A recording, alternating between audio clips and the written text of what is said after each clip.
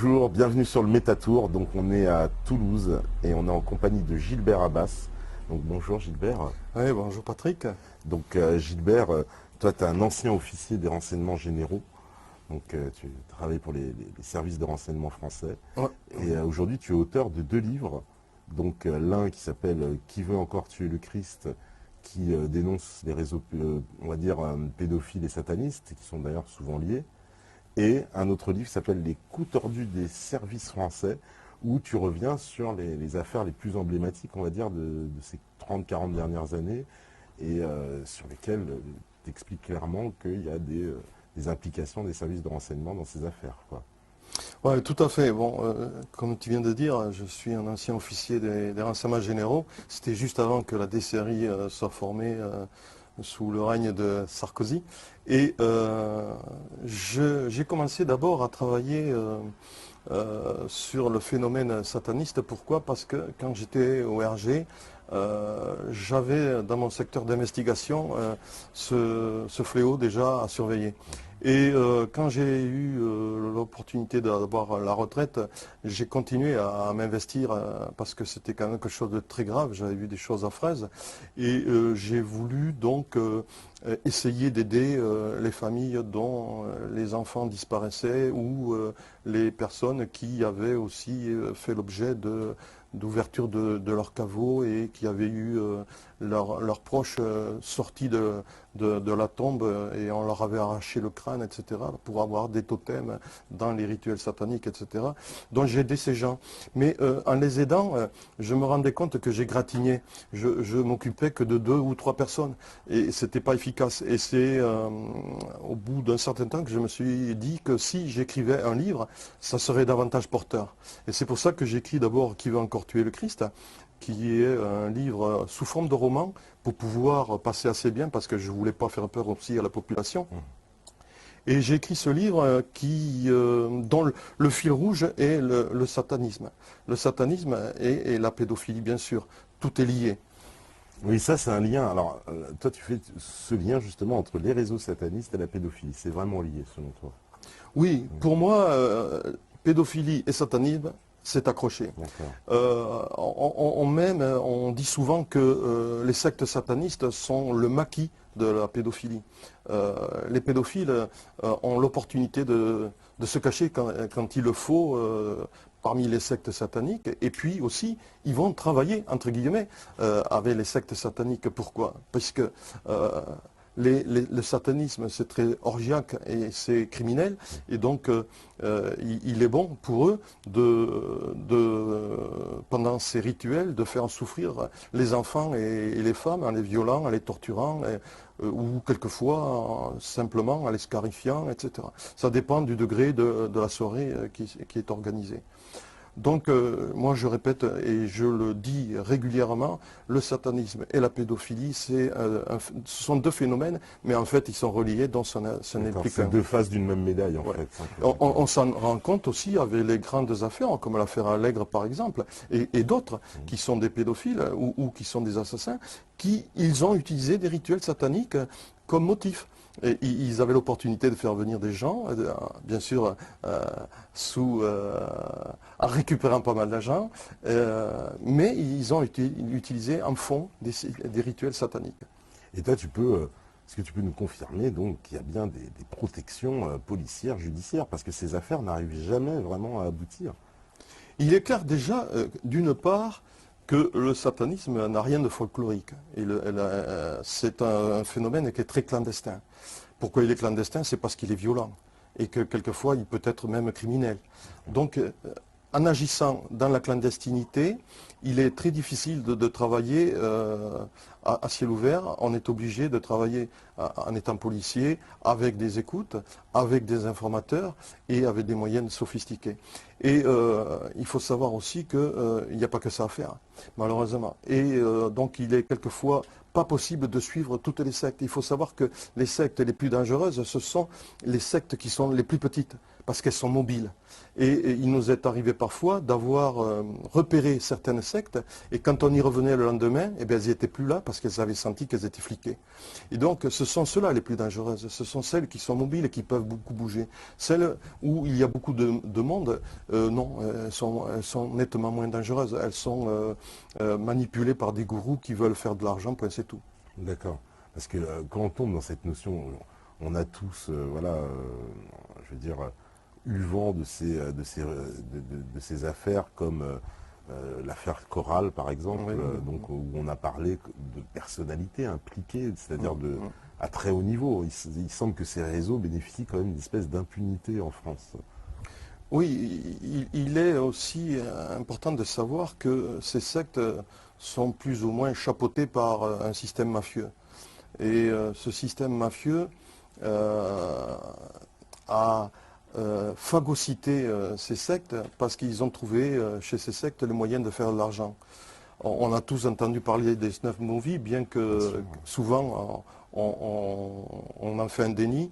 Mais moi, à l'occasion d'une vidéo que j'ai faite, je démontre que les snuff movies existent, hein, et je donne même le nom d'une personne qui a participé à des snuff movies.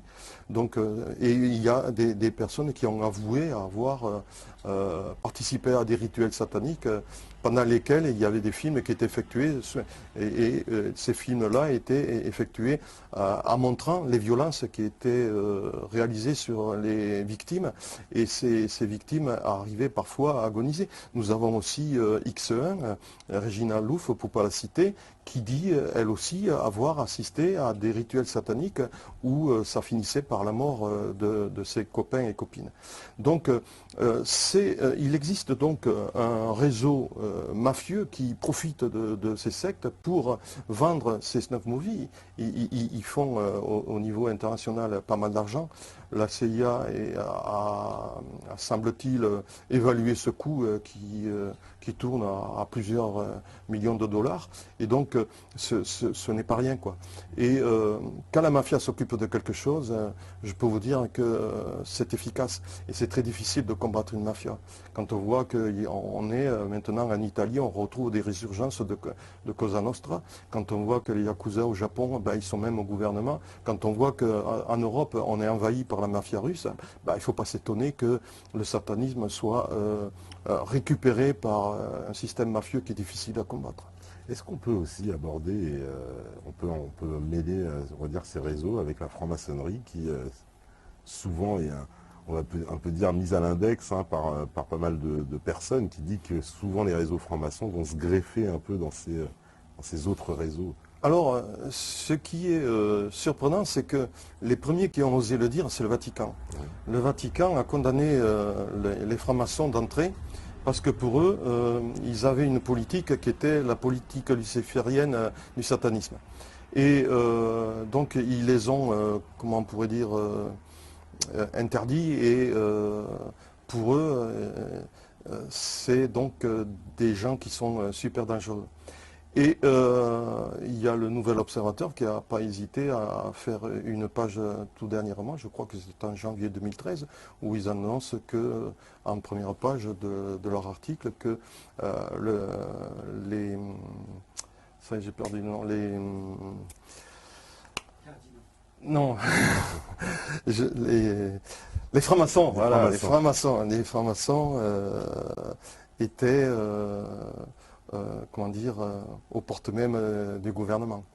Et si un journal comme le Nouvel Observateur ose le dire, c'est que quand même ils ont des billes et qu'ils ont des informations sur ce sujet qui sont très importantes. D'accord. Et parce que ces réseaux, on les a vus être très opérants. En particulier, il y avait un procureur c'était au tribunal de Nice, il me semble, s'appelait Éric de Montgolfier, qui les avait fortement dénoncés en disant qu'ils avaient une influence sur tout le système judiciaire, et que c'était particulièrement dans la région PACA, mais que c'était un peu national, et que c'était très difficile. Toutes les affaires étaient très très liées à la franc-maçonnerie, quoi. Effectivement, c'est qu'on s'en rend compte plus ou moins quand on s'occupe des affaires qui existent en France. On voit souvent, en interviewant ces personnes qui sont des victimes, elles nous donnent des noms et qui appartiennent à la famille des francs-maçons. Alors après, bon, il est très difficile, bien sûr, de dire s'ils sont vraiment intégrés ou pas, mais il est inquiétant de voir que beaucoup de victimes dénoncent des personnes qui sont des francs-maçons. Alors, coïncidence ou pas, il y a quelque chose qui fait que c'est inquiétant. D'accord. Et pour parler de ces victimes, justement, alors, les victimes, on voit, il y a eu beaucoup d'enfants. Alors, on avait, nous, fait plusieurs émissions où on parlait de réseaux qui se chargeaient de récupérer des enfants, souvent des enfants étrangers, pour pas qu'il y ait trop de recherches en France. Est-ce que tu confirmes un peu ça aussi, beaucoup de... Oui, il peut avoir effectivement des enfants qui sont récupérés de l'étranger. On a un phénomène qui se passe actuellement avec les Érythréens qui quittent leur pays en masse pour aller se réfugier en Israël. Et il y a 50 000 personnes qui ont passé clandestinement les frontières. Et ces personnes-là, dans les 50 000, ce n'est qu'une partie des réfugiés. Il y a beaucoup de personnes qui ont été assassinées au Sinaï. Et parmi eux, il y a des enfants. Ces enfants peut-être ont été récupérés. Et il est possible donc qu'il y ait des enfants qui sont utilisés par les pédophiles et les satanistes.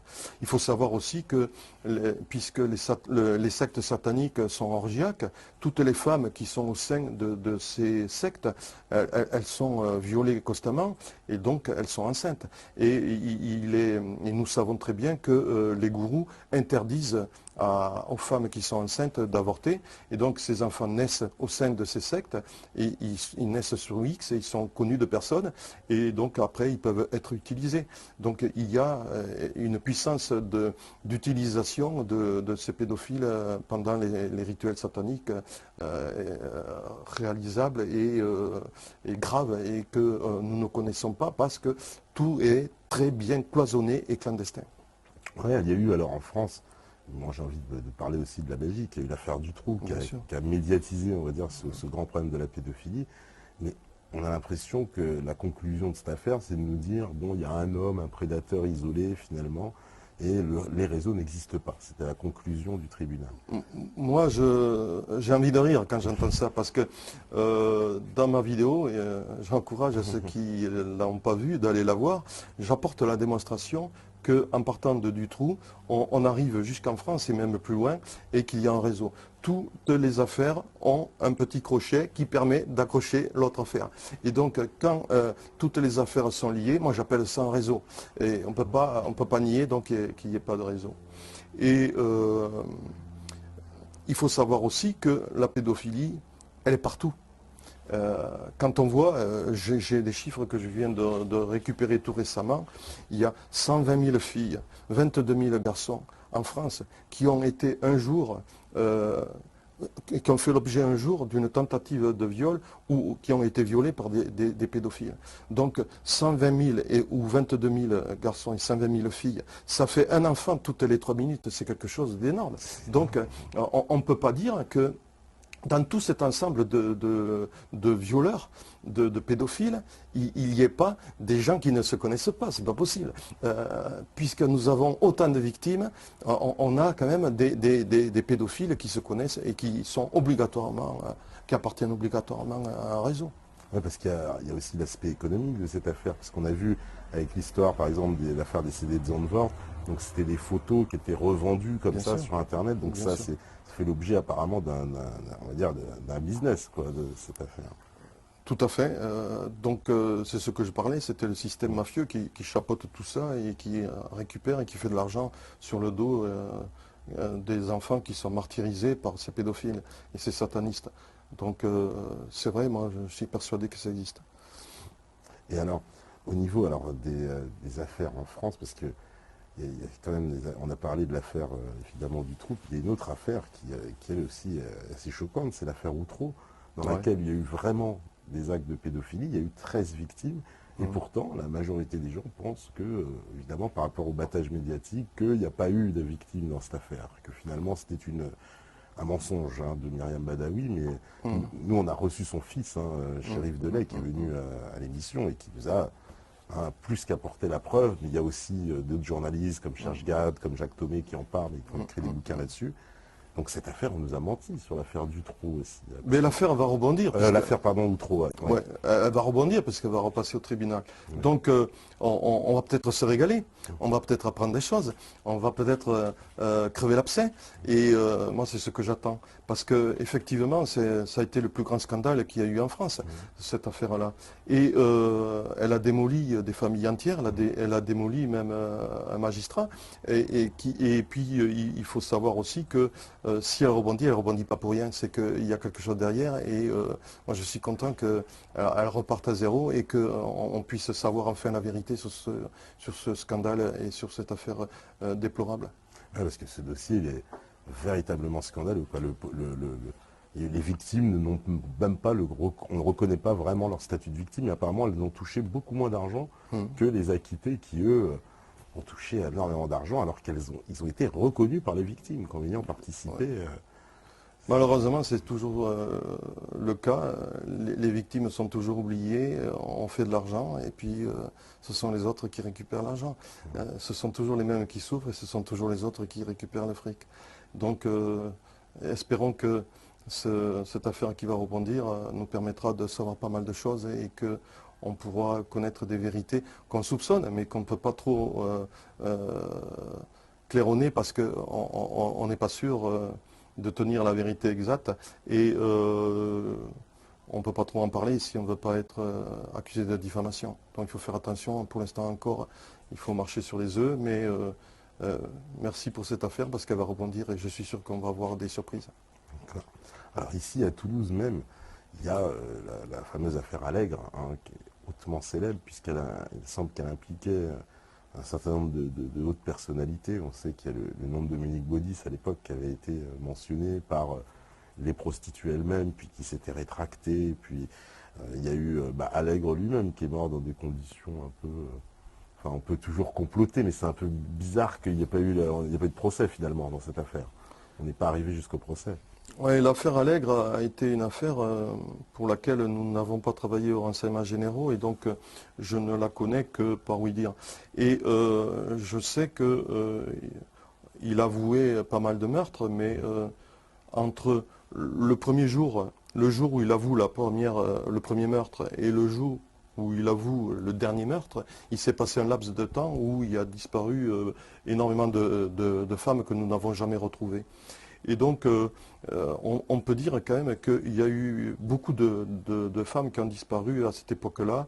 Et je me pose la question, est-ce que Allègre était capable de les tuer toutes, ou avait-il des complices? Il est possible donc effectivement qu'il puisse avoir des complices parce que tuer autant de femmes tout seul, je pense que c'est impossible. Il devait être entouré de personnes et manque de chance, on n'a pas pu avoir des informations intéressantes qui aient pu nous apporter des renseignements très précis sur comment réagissait, comment travaillait Allègre, comment il récupérait ses femmes. Je sais un petit peu qu'il profitait aussi de certains rituels. Et il y avait en fond des rituels aussi qu'il utilisait pendant les crimes qu'il effectuait. Et c'est tout ce que je sais. Après, c'est la PJ qui a fait l'affaire et c'est resté un petit peu secret. Et vous savez, des enquêtes comme ça, ça ne transpire pas. Ouais, ça ne transpire pas beaucoup. C'est comme ces fameux, comment on les a appelés, les suicidés du Belvédère, le parc du Belvédère à Toulouse. Ouais. Pareil, c'est une affaire assez étrange, puisqu'on a, je crois, il y a eu 200 suicidés sur une très très courte période où les affaires étaient systématiquement classées en suicide, alors que manifestement les familles apporter les preuves que un suicide avec 2 balles dans la tête, ça paraissait improbable. Oui, un suicide avec 2 balles dans la tête ou même avec les bras attachés derrière le dos. Avec les bras attachés derrière le dos. Moi, j'ai essayé de m'attacher les bras derrière le dos, j'ai jamais pu. J'ai jamais pu. Alors je sais pas comment ils ont fait ces pauvres gens pour s'attacher les mains derrière le dos et se suicider. Bon, moi j'ai travaillé sur une série de suicides. C'est là où on a commencé à investiguer aux renseignements généraux. C'était parce qu'on s'était rendu compte qu'il y avait beaucoup de jeunes de 17 à 19 ans qui se suicidaient. Et c'est là qu'on s'est aperçu qu'il se suicidait sur ordre de certains gourous.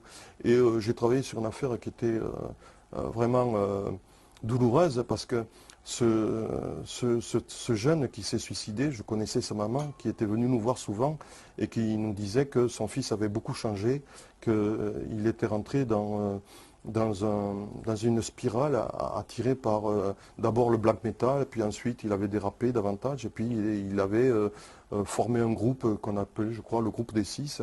Et puis un jour, ils avaient eu une réunion et on avait décidé de tirer au sort une personne qui devait se suicider pour plaire donc à Satan. Et il avait été désigné et il est allé se suicider de lui-même. Il s'est jeté dans le vide et il s'est tué. Et nous avons beaucoup travaillé pour essayer de voir s'il y avait une manipulation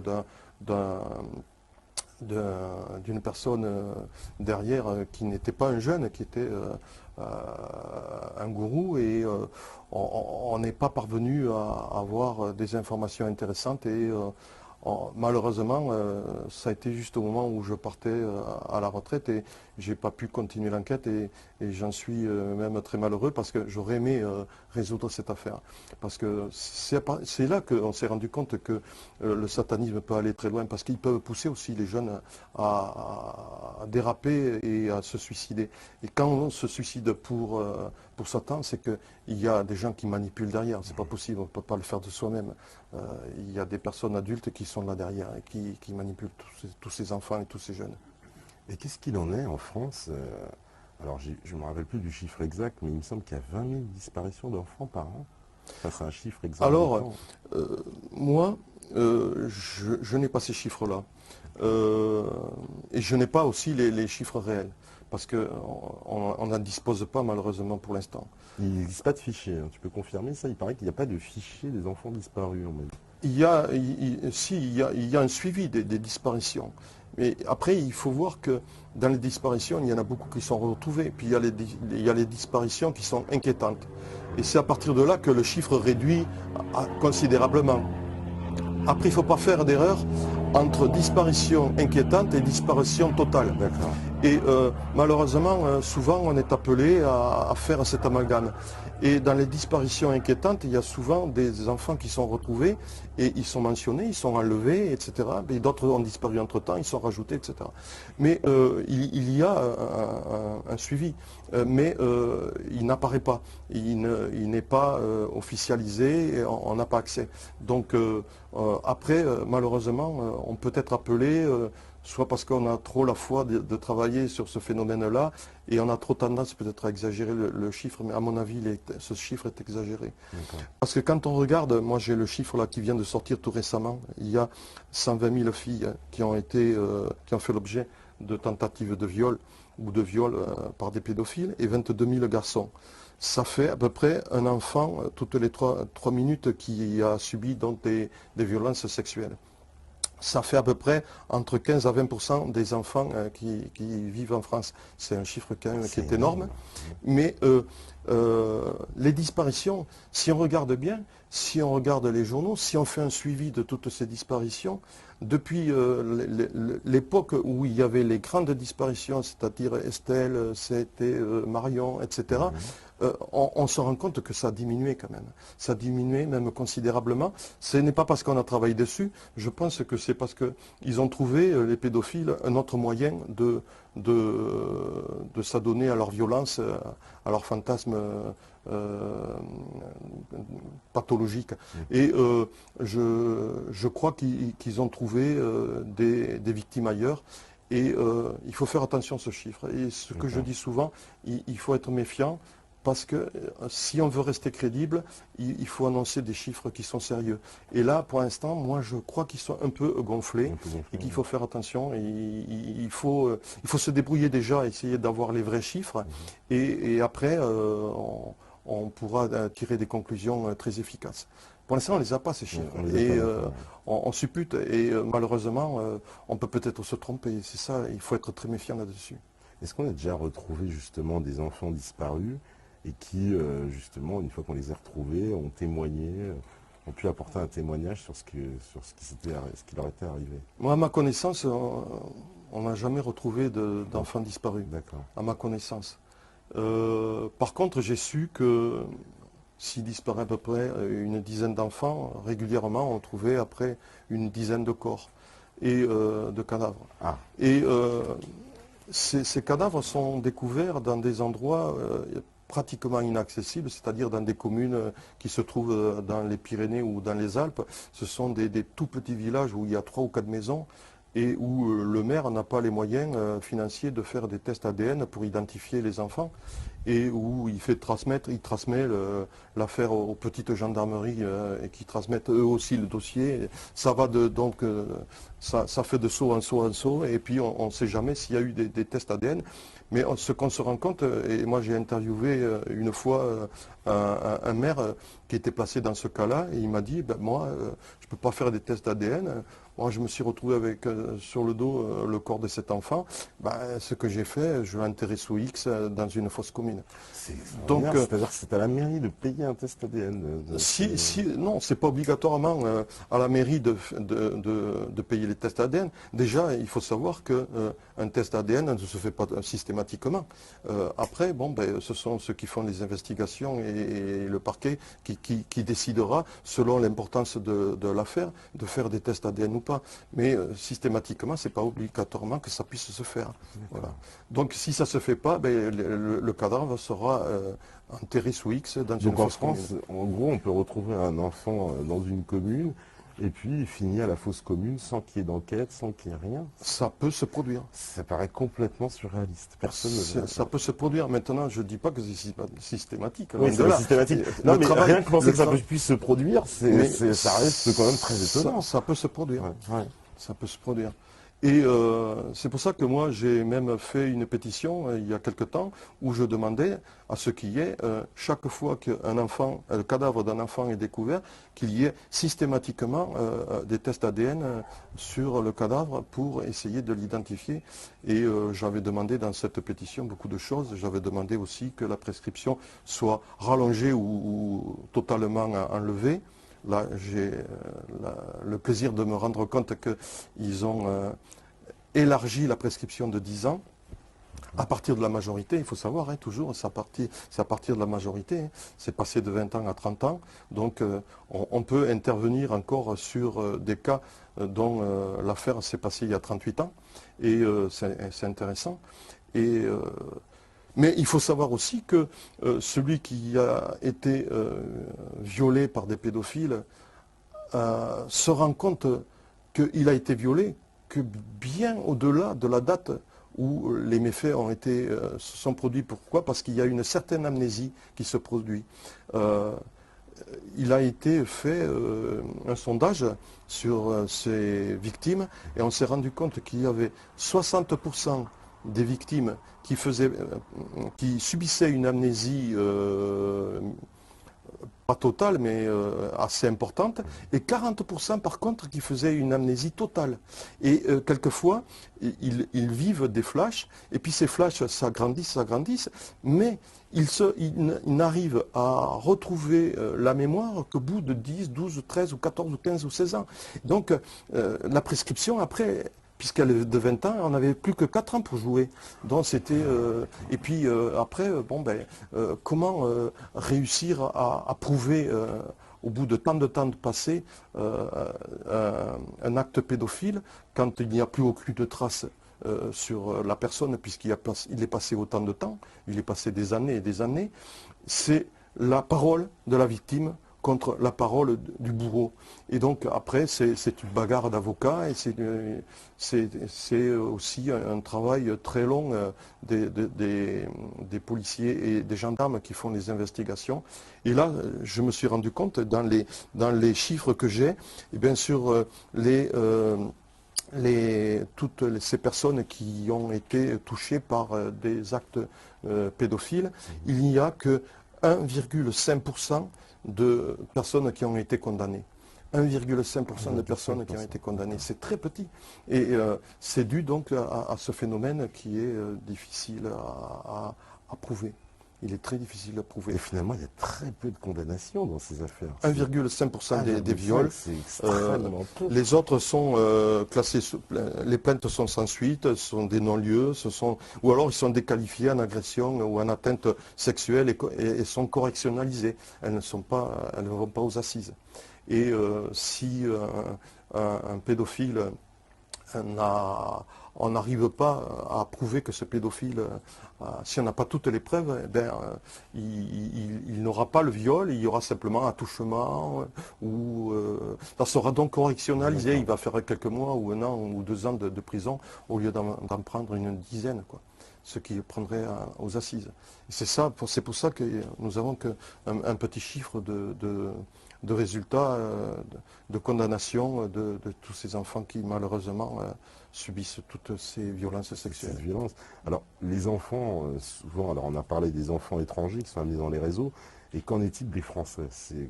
C'est quoi? C'est leurs parents qui sont complices? Comment ça se passe pour que les enfants puissent... Alors, on a parlé, oui, des enfants des sous-IC dont on n'a pas connaissance, bon d'accord, ceux-là, effectivement, on ne sait même pas qu'ils existent, mais il y en a d'autres, on sait, et comment ils arrivent jusqu'à là? C'est les parents, souvent, qui sont complices? Alors là, moi, j'ai pas vécu ces affaires-là. Je n'ai pas de preuves non plus.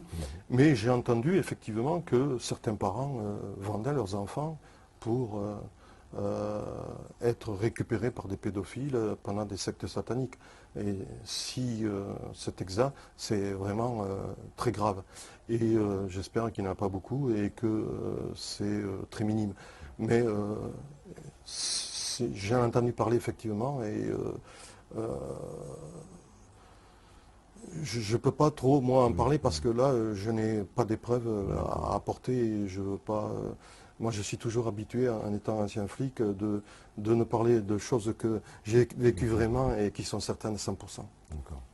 Et alors parce que ça c'est très très inquiétant. On a vu aussi qu'il y avait donc des affaires par rapport aux foyers d'enfants, que c'était souvent des lieux en fait qui permettaient, on va dire, ce sont des nids d'enfants si j'ose dire, et très facilement on vient puiser dans les profils. Alors ce qu'on m'expliquait, qu'on ciblait les enfants dont les parents étaient les plus fragiles socialement ou psychologiquement, puisque justement ces enfants souvent se retrouvaient dans des foyers, donc eux-mêmes dans des situations sociales compliquées, et les enfants dont les parents sont plus faibles étaient les victimes de choix pour ces prédateurs qui vont dans les foyers apparemment, qui sont devenus des espèces de supermarchés d'enfants, quoi. C'est un peu comme ça qu'on me les a présentés, quoi. Il y a l'affaire Chorale. L'affaire Chorale, voilà. Tout le monde la connaît. Ouais, évidemment. Bon, c'est la preuve que des enfants ont été martyrisés dans ces foyers. Après, bon... Je rappelle Roger Hollande qui avait dénoncé violemment, justement... Oui.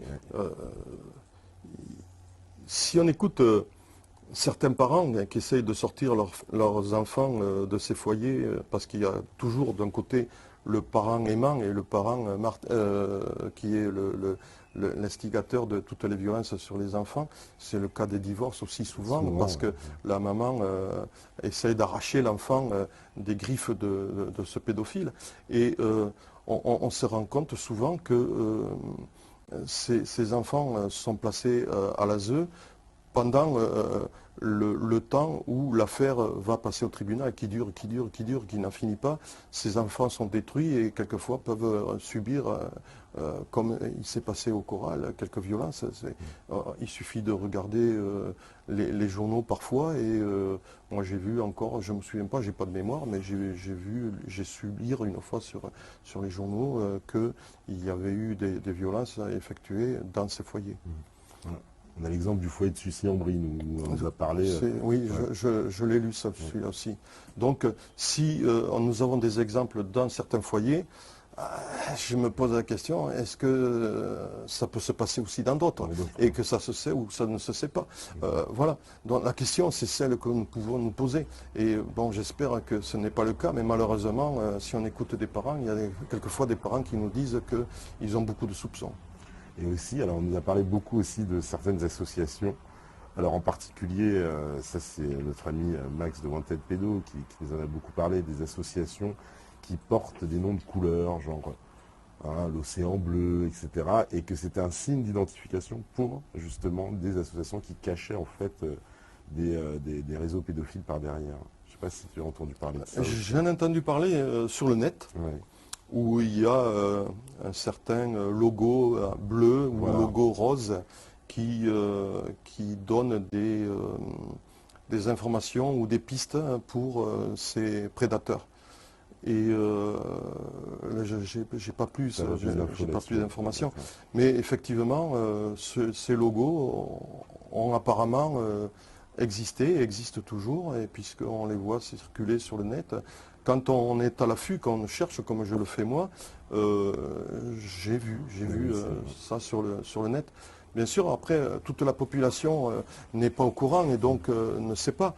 Il faut savoir que moi, je m'en rends compte dans les week-ends où je me déplace pour proposer mes livres et discuter avec la population, c'est que malheureusement, la population, quand elle n'est pas concernée, elle n'est pas intéressée.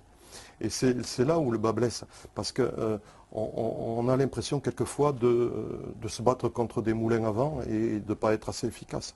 Et moi, ce que je dis à tout le monde, chaque fois que j'ai la possibilité de le dire, on a tous des enfants, on a tous des petits-enfants. Et des prédateurs, il y en a partout.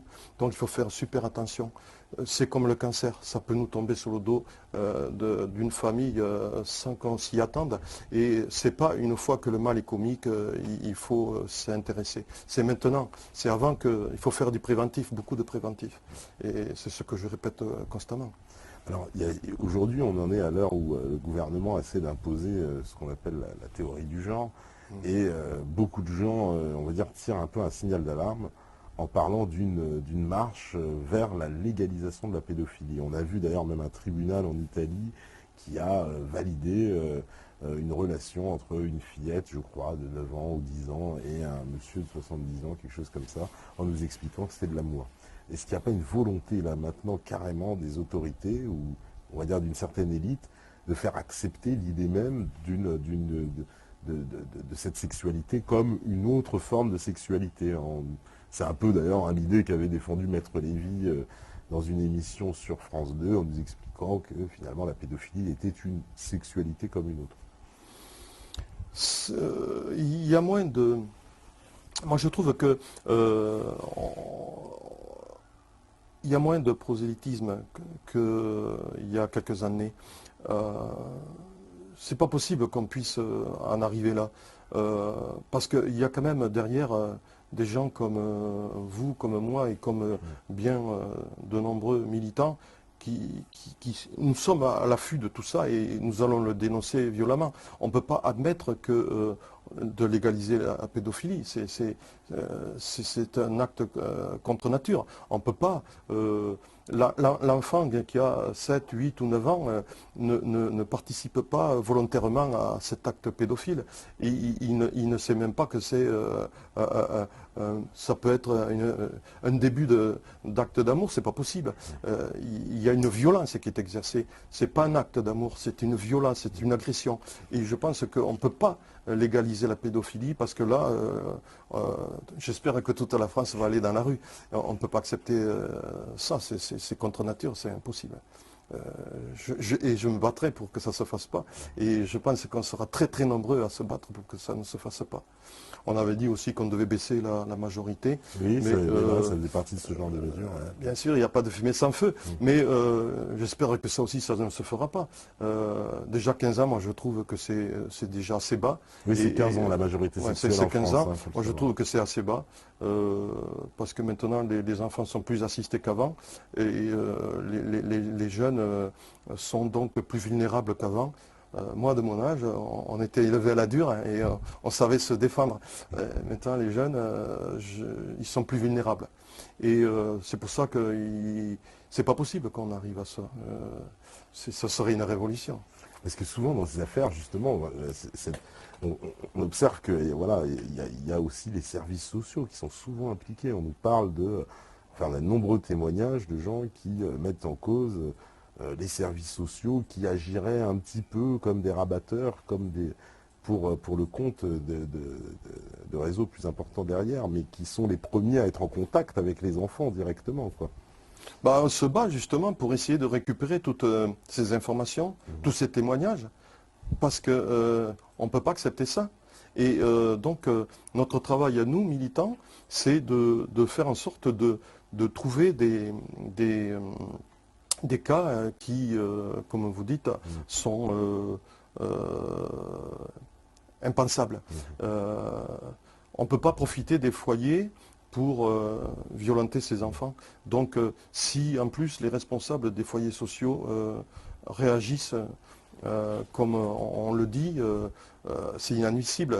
Ils doivent être jugés, ils commettent des actes graves et ils doivent être jugés. Donc notre travail à nous, c'est de essayer de trouver le maximum de preuves pour aider ces familles et ces enfants pour apporter le dossier ficelé soit à la police, à la gendarmerie ou au parquet. On ne peut pas accepter ça. Vous êtes de plus en plus nombreux, j'ai envie de dire, des anciens policiers ou des anciens militaires, puisque nous on en avait reçu un aussi dans l'émission qui s'appelait Bruno Mercier, qui lui aussi dénonce des réseaux pédophiles. Alors c'est plus international, puisque lui il dénonce justement des réseaux avec le Cambodge, en particulier l'Asie du Sud-Est. Mais vous arrivez à la même conclusion, puisque lui aussi parle de protection, lui aussi parle d'implication à très haut niveau, et que c'est pour ça que ces affaires n'éclosent pas comme ça au grand jour. Toi-même, tu as eu beaucoup de difficultés, il me semble aussi, pour éditer tes livres et pour faire entendre. C'est certain, du moment où on dérange, on n'a pas les possibilités de s'exprimer facilement. Et c'est sûr que mon livre, il ne concerne que les gens qui connaissent le phénomène. Après, comme je dis, les autres ne sont pas touchés par le phénomène et donc ne sont pas concernés et ne feront pas d'effort d'aller voir ce que je raconte. Parce que moi, ce que je veux, c'était informer la population. Parce que il faut faire du préventif. On est face à un phénomène qui perdure, qui s'accroît. Et donc, on ne peut pas laisser faire ça, on ne peut pas admettre. Il faut réagir. Et pour faire bouger la population, c'est difficile. Hein, parce que il faut se mettre aussi à la place de beaucoup de gens qui, lorsqu'ils rentrent, ils sont fatigués, cassés par leur travail. Ils n'aspirent qu'à une chose, c'est mettre les pieds sous la table et manger, s'endormir devant la télé en regardant les informations, se coucher et recommencer le lendemain le même scénario. Donc il est certain que ces gens-là ne vont pas se poser des questions métaphysiques, ils ne vont pas essayer de savoir quels sont les problèmes que nous rencontrons, quels sont les fléaux qui existent et que nous essayons de combattre. Et donc on n'est pas assez aidés. Et nous sommes un petit groupe qui essayons de réagir et de faire savoir au monde qu'il faut bouger. Et donc c'est mon travail et je continuerai à le faire. Et c'est pour ça qu'on a des difficultés, oui effectivement, on a des difficultés pour arriver à se faire entendre. Alors récemment, je sais que tu as organisé donc une marche blanche, donc qui partait alors de Toulouse jusqu'à Lourdes. Jusqu'à Lourdes, voilà. Et donc qui était une marche pour dénoncer ces réseaux, etc. Déjà, en mémoire de toutes les victimes. En mémoire de toutes les victimes. C'était le premier point. D'accord. C'est ce que je voulais faire. C'était en mémoire de toutes les victimes. On ne peut pas oublier toutes ces enfants qui ont été peut-être tués aussi pendant qu'ils étaient violés, et puis d'autres qui sont cassés à vie. Et donc, c'était mon premier point. Et le deuxième point, c'était aussi pour dénoncer. Et le troisième point, c'était pour faire connaître notre démarche. C'était les trois points que je voulais faire connaître grâce à cette marche blanche qui est partie de Toulouse pendant 10 jours jusqu'à Lourdes. On a souffert beaucoup parce qu'on a fait quand même, on a marché pendant 330 km parce que nous n'avons pas marché dans une ligne droite, on a marché en zigzag selon les communes qui pouvaient nous recevoir. Et il n'y en avait pas beaucoup, hein, parce que quand je vois qu'il m'a fallu faire 10 étapes et j'ai eu énormément de mal à trouver les 10 communes pour nous accueillir. Et alors que tu en avais contacté, je crois que tu m'as dit 90, c'est ça? J'en ai contacté énormément, ouais. Et donc, on a beaucoup souffert. Tous ceux qui sont venus à cette marche pourront le dire et le témoigner. On a tous eu des ampoules, on a eu tous des entorses, on a eu tous mal aux genoux, aux chevilles, etc. Il y en a qui ont abandonné, d'autres qui ont repris des relais, etc. Moi, je suis content. J'ai réussi à faire la totalité. Il y en a d'autres aussi. Et j'ai ma fierté. Je suis content. Je suis arrivé à Lourdes et je me suis fait très mal. peux vous dire que même à une étape, j'ai cru que j'allais tomber dans les pommes et j'ai été très mal. C'était une étape qui avait été très difficile, en plein soleil. Je crois que j'ai chopé une insolation mais j'étais très mal, j'étais à ras de m'évanouir. Mais je voulais y aller. Il y en a un qui a terminé avec des béquilles. Donc, pour dire la volonté quand même de ces jeunes, parce qu'il y avait aussi pas mal de jeunes, quelques-uns qui avaient pas tout à fait mon âge, mais qui n'étaient pas loin.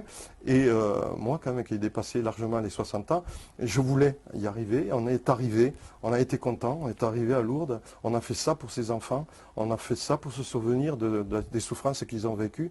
On a fait ça aussi pour que on puisse arrêter ce phénomène, l'éradiquer totalement. Et on a fait ça aussi pour que les gens sachent. Parce qu'on s'est rendu compte pendant qu'on faisait notre marche qu'il y a des gens quand même qui écoutent, des gens qui nous klaxonnaient, des gens qui nous disaient bonjour, parce qu'on avait des banderoles, on savait pourquoi. Puis on avait des maillots où c'était écrit dessus, des maillots blancs, où on avait marqué ce qu'on faisait, des gens qui sont venus discuter avec nous, des gens qui nous ont offert à boire, des gens des maires qui nous ont offert l'apéritif, un apéritif dînatoire, des maires et des communes qui nous ont offert le petit déjeuner, etc. Donc, je me suis rendu compte que cette marche, elle a eu un certain impact. Pas l'impact que je pensais, parce que je croyais qu'on allait être beaucoup plus nombreux. Je pensais que aussi il y aurait eu davantage de gens qui auraient été sensibles à notre manifestation, à notre marche blanche. Mais c'est la première. Si nous pouvons en faire d'autres, j'espère que nous aurons un impact supplémentaire plus fort et que nous parviendrons à nous faire écouter et à faire en sorte aussi que ce phénomène soit totalement éradiqué. C'est ce que je cherche. Parce qu'il y a de plus en plus de gens quand même qui se prennent conscience. Moi aujourd'hui, quand j'ai été dans plusieurs manifestations assez récemment, et j'ai vu, à ma grande surprise, pas mal de banderoles avec arrêtons les réseaux pédophiles, dénonçons. Il y a un travail à cause d'Internet, enfin grâce à Internet, Oui. il y a eu un... Oui, heureusement, comme je dis, il y a des jeunes qui ont le courage de s'investir. Parce que c'est pas évident, hein, c'est du travail, parce qu'il n'y a pas que dénoncer, il y a aussi quelquefois faire des petites enquêtes pour voir parce que nous connaissons des gens qui nous disent, bon ben, on pense connaître des pédophiles qui agissent dans notre commune. Donc on va sur place, on essaie de voir, on essaye de faire le travail des policiers et des gendarmes, parce que nous, on n'hésitera pas à mener des dossiers ficelés aux policiers et aux gendarmes pour qu'ils travaillent et qu'ils continuent de faire des investigations, parce que nous, on n'a pas les moyens qu'ils ont. Hein. Mais on commence déjà à sortir de l'œuf l'histoire, et si elle est déjà un petit peu ficelée, on a des chances qu'elle sera plus prise au sérieux par les institutions qui feront les investigations par la suite. Donc c'est un travail qui est difficile, c'est un travail ingrat. C'est pour ça que moi je suis content de voir qu'il y a beaucoup de jeunes qui s'investissent dans ce genre de manifestations pour ces enfants qui sont violentés et torturés et violés. Mais voilà, on voit ça. On voit aussi beaucoup de gens aller au procès, parce qu'il y a, Oui, il y aussi. a énormément de procès, voilà, où on en a le dernier avec l'affaire Amil Biza, qui est une affaire aussi, tu connais, j'imagine, cette affaire aussi. Bien sûr. Voilà, tribunal de Draguignan qui, semble-t-il, ne Ben veut oui. pas avoir et ne prendre en considération la plainte de la maman qui... C'est et pour ça qu'il apporte faut des être preuves, toujours hein. présent, il faut être là, il faut aider ces familles, il faut être présent quand les affaires passent au tribunal. Il faut démontrer que nous sommes aussi une puissance, une force derrière, et que nous ne nous laissons pas berner, et que nous voulons aboutir. Vous, justement, alors toi, tu n'as pas créé d'association, justement, non Si je suis le parrain d'une association qui s'appelle Offrons-leur le sourire, et donc je travaille au sein de cette association qui travaille surtout au niveau de l'ASE, parce que bon, ben, la présidente de cette association voudrait aider un petit peu ces jeunes qui se retrouvent dans ces foyers, parce qu'on s'est rendu compte qu'ils étaient déchirés, ils étaient coupés du monde, coupés de leur famille, ils étaient, comment on pourrait dire, un peu, entre guillemets, en prison. alors qu'ils n'y sont pour rien. Et ces jeunes-là, il faut les aider. On avait tenté l'an dernier de faire des cadeaux à tous aux plus jeunes qui étaient placés dans ces foyers. Et malheureusement, on n'a pas été assez suivi, on n'a pas pu le faire. Et on va essayer de recommencer cette année parce que on veut redonner le sourire à ces enfants. Comme vous les voyez, ils sont tristes. On le voit, ils sont malheureux. Et puis il y en a beaucoup une fois qu'ils sont dans ces foyers, sont coupés du monde, ils sont coupés de la famille, ils sont coupés de ce qu'ils avaient l'habitude de vivre habituellement. Ils n'ont plus envie de travailler à l'école, ils n'ont plus envie de rien et ils sortent de là, ils sont malheureusement presque des futurs truands ou des futurs mendiants, quoi. Et c'est pas tout le monde, heureusement, Oui, hein, mais il y en a. Notre travail au sein de cette association, c'est de redonner le sourire à ces jeunes. Ils en ont besoin. Et est-ce qu'on peut, alors justement, quel est un peu le profil social des gens qui sont mêlés dans ces affaires? Est-ce qu'on peut dire que c'est plutôt des gens assez aisés, c'est un certain milieu, ou alors ça touche toutes les classes sociales indifféremment? Parmi les victimes. Oui, parmi les victimes, oui, et même aussi parmi les bourreaux, enfin ceux qu'on en sait des bourreaux, quoi. Oui, ceux qu'on essaie des bourreaux parce qu'ils sont très clandestins, c'est sûr. Ouais, Les victimes, moi je pense que toutes les classes sociales sont plus ou moins touchées. d'accord. Il est clair que pour pouvoir trouver des victimes, on aura davantage de facilité à récupérer des victimes dont les enfants sont plus ou moins pas abandonnés, mais laissés vivre comme ils le souhaitent et donc un peu libres. Et c'est pour ça que, moi j'ai une petite histoire à vous raconter. Un jour, moi j'allais chercher mon pain et je vois une dame qui va chercher également son pain. Il y avait 3 ou 4 marches à monter. Elle laisse le landau en bas avec son bébé. Moi je lui dis, mais madame, il ne faut pas laisser votre enfant là. Vous vous rendez compte, avec tous les prédateurs qu'il y a, on sait très bien qu'il y a des enfants, même qui ont moins de 2 ans, et qui sont violés par ces hommes.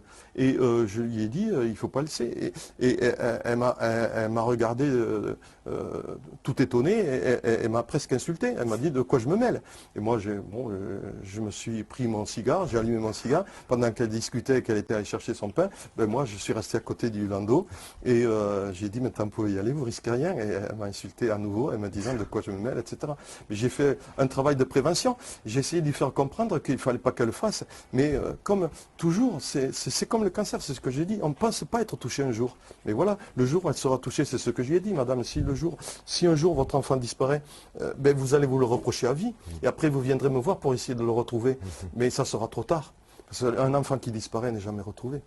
Oui, c'est ce que tu disais tout à l'heure, hein, on retrouve Bien sûr, personne. Oui. bien sûr. Donc il y avait eu l'affaire justement, alors tu l'as évoqué un petit peu, mais c'est vrai, Estelle Mouzin, il y avait Marion, je ne me rappelle plus de son nom. Je me souviens, moi, Voilà. Donc, mais c'est des affaires Wagon. c'est des affaires qui nous avaient beaucoup bouleversés. Elles avaient été quand même relativement médiatisées. Il y avait eu des alertes enlèvement, etc. Oui, elles ont été très médiatisées Oui. parce que les parents ont fait tout le nécessaire pour médiatiser ces disparitions et malgré ça, on n'a pas pu les retrouver. Donc c'est là qu'on se rend compte que ces prédateurs et tous ceux qui les aident sont très forts et ils y mettent les moyens, ils sont clandestins. Et quand on a affaire à des situations, à des groupuscules clandestins, c'est très difficile de les remonter. Pourquoi? Parce qu'ils bougent beaucoup et parce que ils sont protégés par d'autres clandestins, par tout un tas de systèmes mafieux. Et il est très difficile malheureusement de retrouver ces enfants. Bon, heureusement que souvent avec les systèmes d'alerte, on les retrouve assez souvent. Mais à travers, il y en a quelques-uns qui ne sont pas retrouvés toujours. Oui, parce que sur l'affaire Estelle Mouzin, alors ça, j'avais eu vent d'un des gendarmes qui était chargé de l'enquête, qui avait démissionné, était parti se réfugier en Angleterre, parti avec son arme de service, semble-t-il, parce qu'il aurait découvert un réseau qui impliquait un certain nombre de personnalités dans cette affaire. Et donc ça devenait trop dangereux pour lui et il a carrément fui la France. Je ne sais pas si tu as eu ces informations? J'en ai entendu parler, mais là aussi, malheureusement, j'en ai aucune preuve. D'accord. J'en ai entendu parler. Puis il faut se mettre aussi à la place des parents. Ils en ont assez de voir tous ces gens qui viennent taper à leur porte pour leur dire on va s'occuper de votre affaire, on va essayer de retrouver votre fille. Et ils se rendent compte qu'on les retrouvera, on les retrouve pas.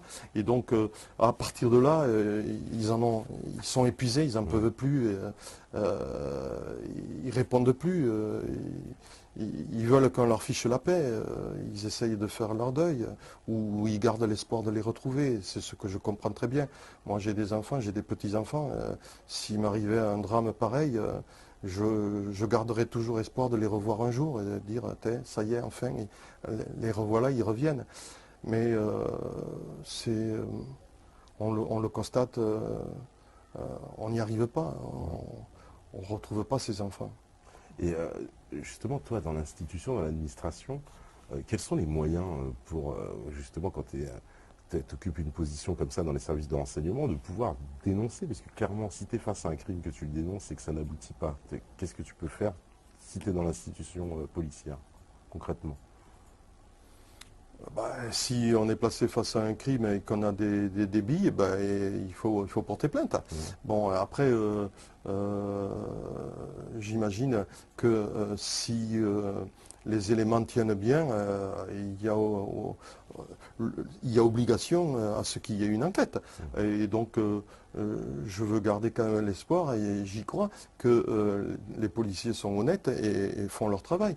Et, je ne veux surtout pas croire qu'il y en ait qui ne jouent pas le jeu. On est flic, hein, on doit faire notre travail. On a des gens qui viennent nous apporter des éléments, il faut les étudier, il faut les examiner à fond. Comme nous, on disait toujours, dès qu'on enquête, on a plusieurs portes et on prend chaque fois une porte et dès qu'on ne trouve rien, on la ferme, on passe à l'autre, etc., jusqu'au moment où on peut réussir à remonter jusqu'à celui qui a commis le crime. C'est le travail de tous les enquêteurs, de tous les inspecteurs, de tous les officiers. Donc moi, je crois quand même encore à la police. Et comment elles sont ordonnées, les enquêtes dans les services de renseignement? Qui décide? Puisque finalement, nous, le public, on a très peu à faire aux services de renseignement. Mais qui dit oui, tiens, on va enquêter sur ça, ça, on va enquêter? C'est selon aussi l'actualité. Hein. Moi, j'ai travaillé au sein des renseignements généraux. Au sein des renseignements généraux, on avait des secteurs bien définis et on enquêtait sur des secteurs qui étaient bien définis. Et donc, on faisait de la prévention et on faisait ce qu'on appelle des enquêtes préliminaires. Et on remontait petit à petit des éléments que nous trouvions et on essayait de remonter au maximum pour essayer de trouver les auteurs. Et ça peut être sur plein d'éléments. Moi, j'ai travaillé à un moment donné sur des phénomènes nouveaux, c'est-à-dire, par exemple, les Hells Angels, les motards dangereux qui sont connus pour pas mal de délits et quelquefois des crimes. Oui. Et j'ai travaillé sur les hooligans, j'ai travaillé sur les rêves parties, j'ai travaillé, et puis j'ai travaillé en fait aussi sur le satanisme, et c'est là que j'ai découvert pas mal de choses. Et donc, on fait quand même du travail personnel. Et en travaillant, on trouve des filières, on trouve des sources, on remonte pour les connaître, pour les identifier et pour connaître le degré de dangerosité des éléments qu'on a identifiés. Et après, si on s'aperçoit que les éléments que nous avons trouvés sont ultra dangereux, on passe le dossier à la PJ parce que nous faisons que de l'information. Nous ne sommes pas donc répressifs. On passe le dossier à la PJ qui après continue à investiguer sur les éléments que nous avons apportés. Voilà. D'accord, donc vous apportez toutes les informations et ensuite eux-mêmes après travaillent sur le côté pénal de l'affaire. Nous faisons que de la recherche d'informations. Voilà. Alors finalement, ça peut très bien aussi donc bloquer après au niveau de la PJ. On lui amènerait les dossiers, puis après la PJ, on met ça dans un placard et puis c'est terminé. Si c'est vrai, c'est triste. Mais j'espère que non. J'y crois pas non plus. Et j'espère que non. D'accord. Parce qu'on se demande, c'est vrai que c'est ça qui nous étonne le plus, c'est de voir à quel point ces affaires n'aboutissent pas. C'est ça qui est vraiment. Alors après, si elles n'aboutissent pas, c'est vrai que c'est pas toujours évident aussi. Hein. On a fait quand même un grand saut grâce à l'ADN, Oui. on arrive à remonter pas mal de choses, mais c'est vrai que quand on n'avait pas l'ADN, c'était beaucoup plus difficile. Maintenant, on dispose d'un élément qui est très intéressant pour mener les investigations. Moi, je crois quand même que les policiers de la PJ font leur travail. Après, s'il y a des brebis galeuses, moi, je ne suis pas au courant. Il peut y en avoir hein, dans toutes les corporations, toutes les professions, il y a des brebis galeuses. J'espère qu'il n'y en a pas beaucoup ou qu'il n'y en a pas. Mais s'il y en a, ben, il faut les jeter. Moi, j'en connais pas. Mais s'il y en a, il faut les jeter. Il ne faut pas hésiter. Et qu'est-ce que tu donnerais comme conseil justement, on va dire, aux gens qui nous écoutent, qui peuvent être confrontés à ces problèmes, et qu'ils soient justement des victimes ou des gens qui sont témoins, qu'est-ce qu'il faut faire? Parce qu'on est un peu désemparés. Et il est clair que c'est vrai que ces familles sont désemparées, elles sont déjà dans le malheur. Donc elles sont un peu paumées. Il ne faut pas qu'elles hésitent à rencontrer les associations qui se sont formées pour les aider. Nous sommes là pour les aider, pour peaufiner leur dossier, parce que quelquefois il est mal monté, il manque des éléments, ils ont oublié des preuves, ils ne connaissent pas la puissance de certaines preuves, etc. Et donc tout ça fait que, au bout d'un moment, ils ont besoin d'aide. Et cette aide, nous sommes là pour leur apporter. Après, il y a de très bons avocats, il faut trouver le bon avocat, il y a meilleur que d'autres, il est clair. Et donc, il faut les aider, parce que tout seuls, ils ne peuvent pas y parvenir. Et souvent, si l'affaire ne marche pas bien, si elle n'aboutit pas, et si elle est classée ou si elle fait l'objet d'un non-lieu, c'est qu'elle a mal été préparée. Et alors, les témoignages qu'ils ont, ce ne sont pas les meilleurs témoignages. Et quelquefois, ils ne sont pas allés les chercher, les bons témoignages. Ou alors, ils ont mal été ordonnancés. Il y a quelque chose qui n'a pas marché dans leur dossier. Parce que s'il est bien ficelé, il doit être bon. Et on doit obtenir un résultat au tribunal. Donc, c'est ça que je demande, c'est à toutes ces familles qui sont touchées par ce malheur, de ne pas hésiter à venir voir, à rencontrer des associations qui travaillent régulièrement et gratuitement, bénévolement pour eux. Parce que par exemple, dans le cas où il y a voilà, cas de violence physique sur les enfants, on sait qu'il faut immédiatement aller voir un médecin pour faire un certificat. Ah, bien sûr, Ouais. bien sûr. Si on a des traces, eh ben, de suite, il faut les repérer. Parce que si on attend trop, ben, ces traces risquent de disparaître. Et si elles ne disparaissent pas, elles n'auront pas la violence du moment où on aurait dû la mener, c'est-à-dire pratiquement immédiatement. On va perdre dans la violence de l'acte. Parce qu'on ne retrouvera jamais... en parlant avec des mots difficiles à entendre, un anus dilaté.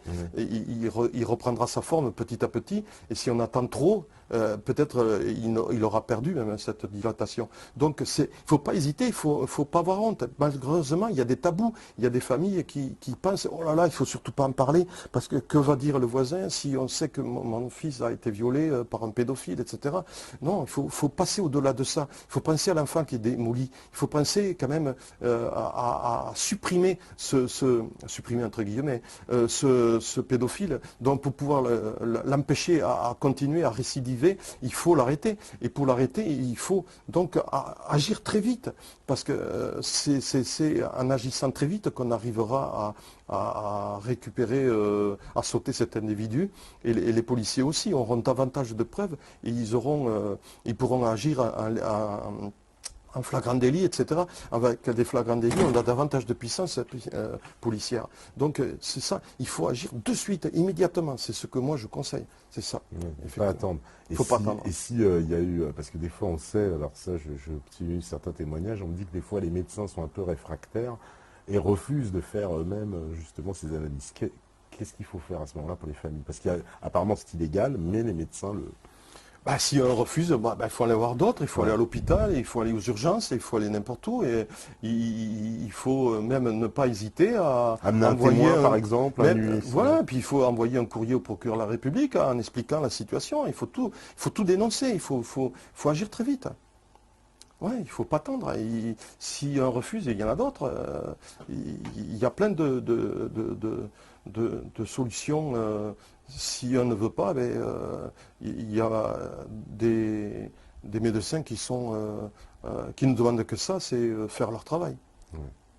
Donc toi, tu es quand même assez optimiste, on va dire, sur on va dire la bonne, on va dire la bonne moralité, on va dire quand même des institutions, malgré tout, quoi. Pas tous. J'essaye de croire que on ne peut pas ne pas faire son travail. Moi, j'ai toujours fait mon travail consciencieusement et je me pose la question, quel plaisir peut-on trouver à ne pas le faire? Et si on ne le fait pas, pourquoi on le fait? Et c'est-à-dire que je tombe des nues, moi. Si on me dit qu'il y a des flics qui ne font pas leur travail, je me dis, c'est pas possible.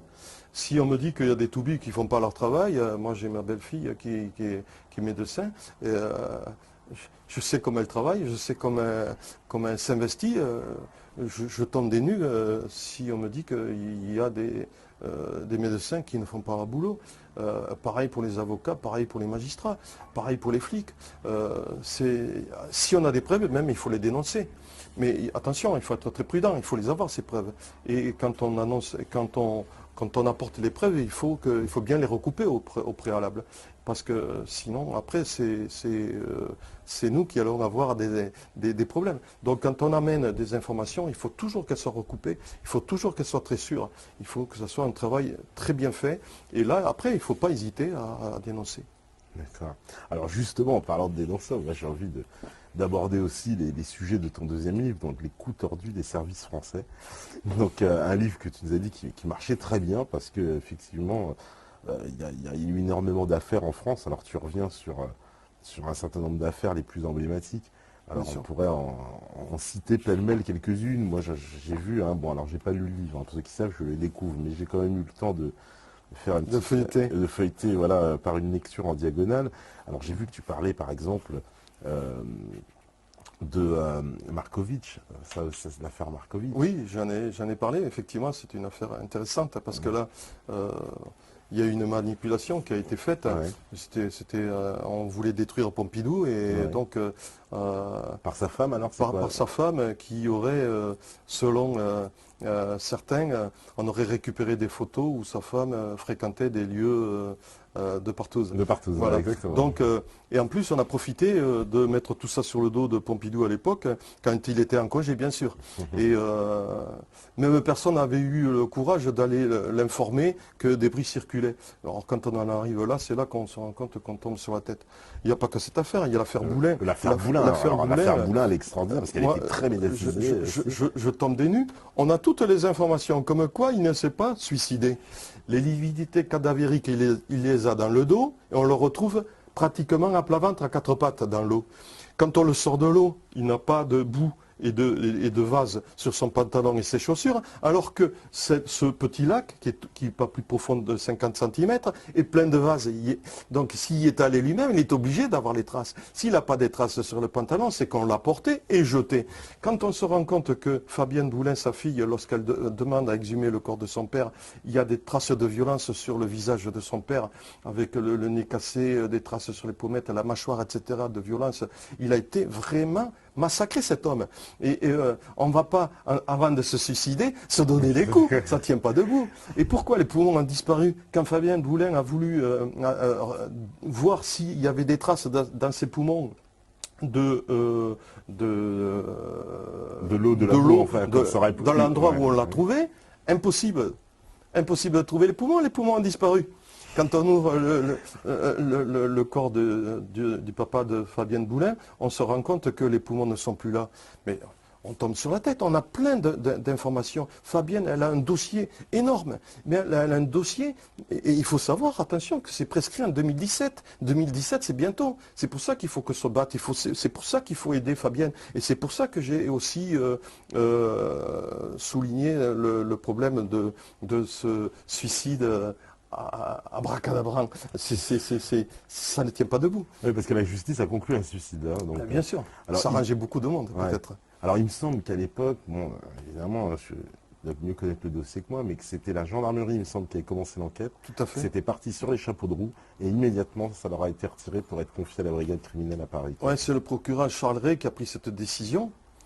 Et apparemment, c'est ce procureur aussi qui avait décidé de ne pas faire d'autopsie du visage de Boulin à la demande des parents et de la famille. Or, Fabienne se défend. Elle dit qu'elle n'a jamais entendu dire, et ils n'ont jamais donné cet ordre. Cet ordre de ne pas faire d'autopsie. Voilà, c'est pas vrai. Donc, apparemment, Chaleret a menti. Et c'est bizarre parce qu'on retrouve ce procureur de la République, Chaleret, dans une autre affaire, c'est l'affaire Bignon. Bignon, on le retrouve mort sur une autoroute, toujours à proximité de l'endroit où Boulin a été tué. La voiture est garée sur le bord de la route, apparemment en panne. Or moi, quand si je tombe en panne sur le bord d'une autoroute, qu'est-ce que je fais? Je m'évite les warnings, je garde les lumières et je mets derrière les glissières. Or lui non, il éteint les lumières, il ne met pas le warning, il gare mal la voiture et il ne se met pas derrière les glissières, il reste au volant de sa voiture. Un camion arrive, catapulte, la voiture prend feu et il meurt. Moi, j'y crois pas. C'est pas possible. C'est tout. C'est un homme intelligent, Bignon. C'était un homme intelligent, Bignon. Donc, Bignon ne peut pas faire ça. C'est pas possible. Or, il faut savoir que Bignon meurt quelques mois après Boulin. Et Bignon et Boulin étaient très copains. Et ils s'étaient vus quelques heures avant que Boulin soit tué. Fontanet également. Il avait rencontré Boulin quelques heures avant qu'il soit tué. Et Fontanet est abattu d'une balle dans le dos alors qu'il revenait d'une réunion. Donc, ce sont des choses, c'est un phénomène qui est vraiment qui pousse à se poser énormément de questions. Et c'est pour ça que j'ai voulu en parler dans mon livre, ça aussi. Alors Robert Boulin, je rappelle, était ministre du Travail. Ministre du Travail. Et en tant que ministre du Travail, je peux vous dire qu'il devait connaître pas mal de choses sur les commissions, les rétrocommissions, etc. Bien sûr. Oui, semble-t-il, il était très très informé. Alors, je ne sais pas si tu en parles dans le livre de l'affaire Bérégovoy. L'affaire Bérégovoy, non, j'en parle pas parce que j'ai pas assez d'éléments et j'ai pas voulu en parler. J'en parle pas, non, pas du tout. L'affaire Bérégovoy. Une affaire aussi un peu qui ressemble un petit peu à cette affaire. Cette affaire Boulin, quoi. On parle d'un suicide un peu étrange avec. Je parle de l'affaire Grossouvre. Alors l'affaire Grossouvre aussi, oui. Effectivement, on le retrouve mort dans son bureau. De l'Élysée. De l'Élysée. Il faut savoir quand même que Grossouvre était en contact avec un gendarme, un capitaine, et qui s'est démontré tout récemment et qui a fait l'intervention du RAID. Bon, donc cet homme était au courant de pas mal de choses. Il était allé au Rwanda, il a vendu des armes alors que l'ONU avait interdit de vendre des armes à la peuplade Hutu à l'époque. Et donc cet homme-là, ce gendarme, je ne donne pas le nom parce que, bon, quoi que je le donne dans mon livre, a été entendu et apparemment il est malade, il a la maladie de Parkinson et donc il ne peut plus trop bien répondre aux questions qui lui sont posées. Il a perdu la mémoire, il a perdu beaucoup de choses et il ne peut plus trop s'expliquer. Ça tombe très bien. Mais moi je n'hésite pas dans mon bouquin de dire que s'il y a eu un génocide au Rwanda, il n'y est pas pour rien. Alors, je ne sais pas si tu abordes aussi Charles Hernu. Non, pas du tout. Non, je l'ai pas eu. J'en ai choisi que quelques-uns. Je ne peux pas tout mettre. Il y en a tellement. Oui, voilà, il y en a tellement, finalement, oui. Un peu emblématique quand même aussi. Alors, j'avais vu aussi, alors voilà, la mort de Jean de Broglie. Oui, alors là, c'est quelque chose d'assez particulier. Oui. C'est une nébuleuse. De Broglie vivait dans une nébuleuse. C'était un homme bizarre. Tout le monde était au courant sur tous les tripatouillages qu'il faisait, mais personne n'est allé lui dire « attention, tu es en danger ». Ça, je ne comprends pas. C'est la moindre des choses.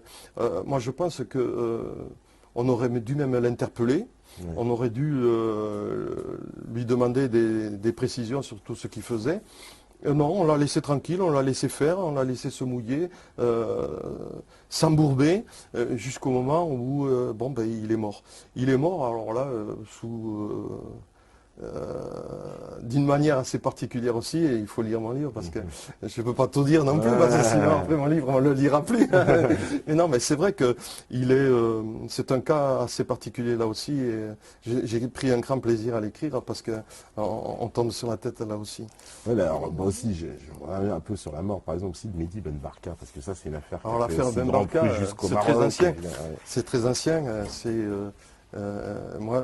Donc c'est un opposant marocain. J'ai pris un grand plaisir à faire cette affaire Ben Barka, à reprendre cette affaire Ben Barka parce que là aussi, il avait tous les services secrets sur le dos. Voilà. C'est incroyable, jusqu'à la CIA. Ah ouais. Mais il y avait tout le monde. Il y avait le Mossad, il y avait la DGSE, enfin non, c'était pas la DGSE, c'était le SDEC à l'époque.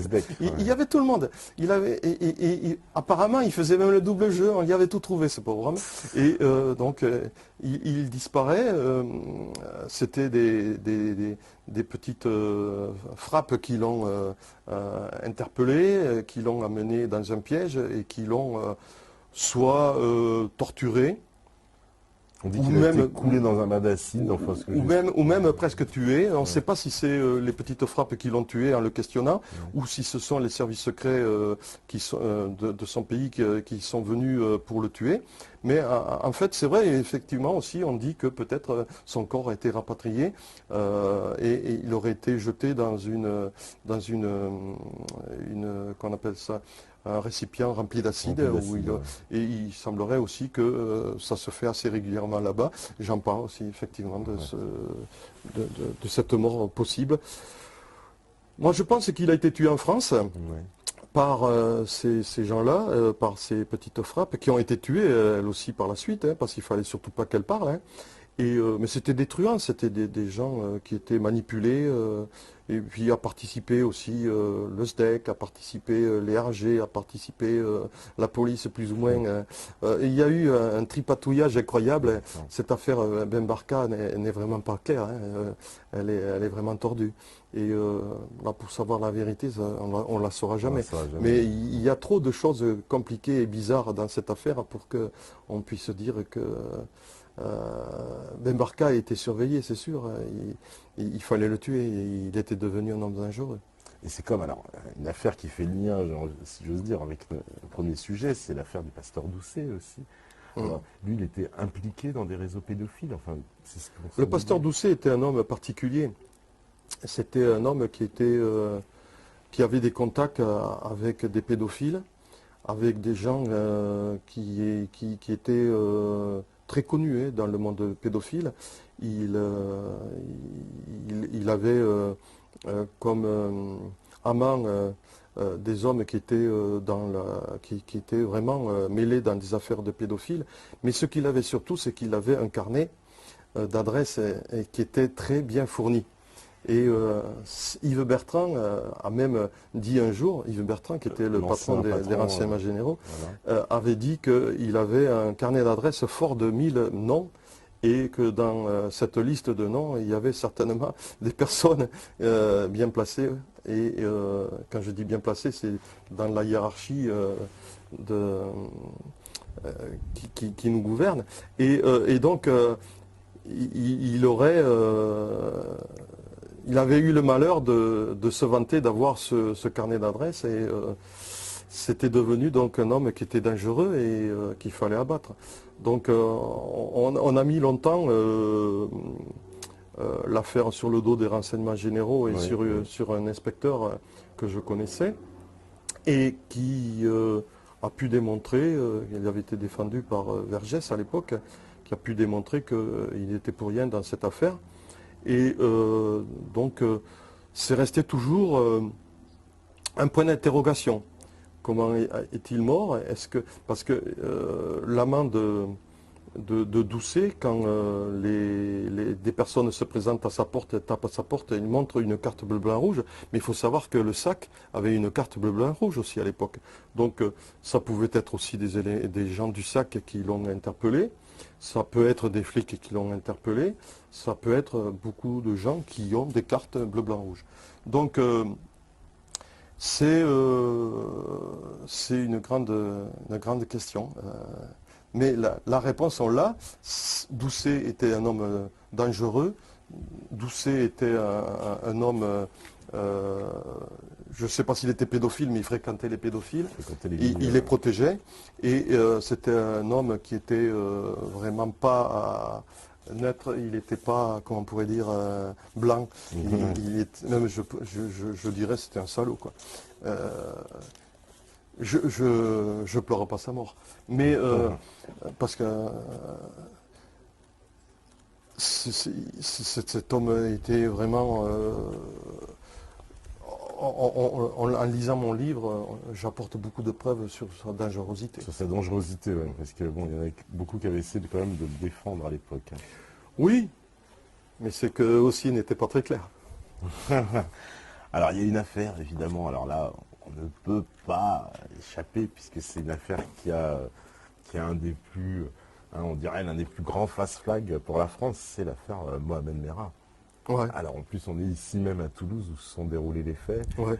Cette affaire telle qu'elle nous a été présentée, en tout cas, elle laisse de nombreux doutes, de nombreuses ombres, puisqu'on nous a donné, on va dire, ne serait-ce qu'officiellement plusieurs versions, hein, puisqu'il y a de la bouche même de Claude Guéant, qui était ministre de l'Intérieur, si je m'abuse à l'époque. On nous a expliqué une certaine issue de l'histoire avec un Mohamed Merah qui sort en tirant partout, puis finalement on voit les images même de l'intervention, je crois que c'était dans VSD, je ne sais plus, Michael Magazine, qui nous montre qu'en fait la police est intervenue par le balcon. Donc l'histoire même de Guéant ne pouvait pas tenir, puisqu'on ne pouvait pas à la fois s'enfuir par le balcon et puis des policiers qui montent par le balcon. Donc rien que ça, je parle d'un des détails, des nombreux détails qui... Déjà, moi, je suis étonné par la présence, la prise en main par Guéant, alors qu'il est ministre de l'Intérieur, mais il n'est pas au PJ. Il y a un procureur de la République, c'est à lui à travailler, à donner des ordres et à faire en sorte de mener cet assaut contre Merah. Et c'est Guéant qu'on voit partout, j'ai jamais compris pourquoi, et c'est Guéant qui parle, le procureur est derrière, et je comprends pas cette situation. Pourquoi aussi a-t-on donné le premier assaut à 3 ou 4 heures du matin, alors qu'on ne savait même pas qui y avait à l'intérieur, on ne savait pas comment était cet appartement, on ne savait pas les armes qu'il possédait, donc c'est presque envoyer des hommes au casse-pipe. Moi je suis persuadé que Haute Cloque, qui était le directeur du RAID à l'époque, ne devait pas être très content de donner l'assaut à ce moment-là. On réfléchit d'abord, on discute, hein, on essaie de savoir. On pouvait faire parler, puisqu'on a réussi à le faire parler, Mohamed Merah, plus tard. Donc pourquoi n'a-t-on pas essayé au lieu de donner ce premier assaut qui s'est soldé par des blessures du côté du RAID. Et même, il y aurait pu y avoir des morts parce que le RAID n'était pas équipé comme pour le second assaut. Donc ils étaient vulnérables, enfin plus vulnérables que pour le second assaut. Puis aussi un truc qui me fait bondir, c'est qu'on a toujours dit que Merah était un loup solitaire. Mais non, c'est pas possible. Moi j'ai été interviewé le lendemain par France Info et j'ai annoncé qu'il n'était pas un loup solitaire et j'ai apporté des preuves. Et il n'y a que M. Squarcini, qui était le directeur à l'époque, qui s'est entêté à dire que c'était un loup solitaire. Et là maintenant on se rend compte que ça n'était pas un, qu'il avait des attaches un peu partout et qu'il a été aidé pour voler le scooter, qu'il a été aidé pour trouver des armes, qu'il a été aidé pour aller en Afghanistan, au Pakistan, etc. En Israël, enfin, il s'est baladé en Israël alors que en s'appelant Mohamed Merah et en ayant un passeport où il y a des tampons de pays qui sont en guerre contre Israël, il rentre en Israël. On se pose quand même des questions. Et ces questions-là, il faut y répondre. Quand on sait qu'il a pu sortir de son appartement alors qu'il y avait un cordon de policiers, il y avait même 2 cordons policiers, il y en avait un assez proche de l'appartement de Merah, il y en avait un qui était un peu plus éloigné. Ils auraient pu largement l'interpeller à ce moment-là. Il sort aux yeux de tout le monde, mais je me pose des questions, comment il peut sortir on dit... il y avait une porte dérobée par derrière. On dit que certains policiers se seraient assoupis. Mais non, c'est pas possible. On ne peut pas s'assoupir. Quand on sait qu'il y a eu tous ces morts, on ne peut pas s'assoupir au volant d'une voiture qui est planquée à proximité d'un homme aussi dangereux. On ne peut pas admettre cette éventualité. C'est inimaginable. Jamais on peut s'assoupir quand on travaille sur un Merah criminel à ce point. Donc ça, moi, je le refute. S'il est sorti, s'il y a quelque chose. Donc il est sorti, il est allé se balader, il est allé voir ses copains aux Isards, il est allé poster la clé USB à quelques kilomètres de Toulouse, parce que c'est pas à côté, hein, où il a amené. Il a téléphoné pour revendiquer son acte. Il a trouvé une cabine téléphonique, il est revenu, il est rentré, etc. Et il s'est même rendu compte, et il le dit plus tard quand il discute avec le RAID et celui qui mène les discussions, Il dit qu'il a vu des voitures stationnées autour de lui et qu'il savait qu'il y avait des policiers. Donc là aussi, je me pose des questions. Pourquoi est-il rentré à ce moment-là, puisqu'il savait qu'il allait être interpellé ou assassiné? Et puis, la troisième question que je me pose, c'est que pourquoi avons-nous réalisé 32 heures de siège et que subitement, on décide de donner l'assaut? Je ne comprends pas. Ce siège pouvait durer, puisqu'il commençait à faiblir. Il avait reçu tout un tas de grenades assourdissantes qui avaient même fait exploser les tympans. Il était complètement inondé puisque les premières bastos des policiers du raid avaient percé les tuyauteries, il nageait dans l'eau, il commençait à avoir froid, il n'allait pas manger. C'était un homme qui, si on avait laissé le temps, il allait être plus ou moins affaibli. Non, on donne l'assaut. On donne l'assaut, il n'y a pas eu de la crie, on n'a pas essayé de l'endormir, rien du tout. Parce qu'on avait entendu Christian Proto à l'époque dire mais je comprends pas, on pouvait l'endormir et l'interpeller très facilement. Je me pose des questions, je me dis pourquoi a-t-on donné l'ordre de donner l'assaut à ce moment-là? Pourquoi n'a-t-on pas encore attendu un petit peu? Ou pourquoi non? Parce que on savait, il annonçait, je ne me rendrai pas. Donc on savait qu'il allait, s'il donnait l'assaut à ce moment-là, on savait qu'il allait riposter, et s'il y avait une riposte, c'est qu'il allait être tué. Il avait un gilet pare-balles, certes, mais on pouvait le toucher au visage, on pouvait le toucher aux jambes et même au bas du ventre, puisque ça ne descend pas en totalité, parce qu'il avait un petit gilet pare-balles, apparemment un gilet pare-balles qui appartenait à une femme. Et puis ce que je ne comprends pas dans ce petit périmètre, il faut savoir que l'appartement de Meyrat fait 6 mètres sur 6 à peu près, une trentaine de mètres carrés. Il est caché dans la salle de bain et pour aller jusqu'au balcon, il faut qu'il passe dans le salon. Le salon est tout petit, il fait à peu près 3 mètres sur 2. 3 mètres sur 2. Où sont les gens du raid? Il y a 15 mecs du raid, plus Meyrat, 16 personnes dans un salon sur 3 mètres sur 2. C'est pas du tir, c'est du corps à corps. On pouvait le maîtriser. 300 bastos, comment on peut tirer 300 bastos dans un périmètre aussi étroit? Comment lui peut tirer 69 bastos en rechargeant? On le laisse recharger? Non, mais je rêve, moi j'arrive pas à comprendre tout ça. Je me pose plein de questions.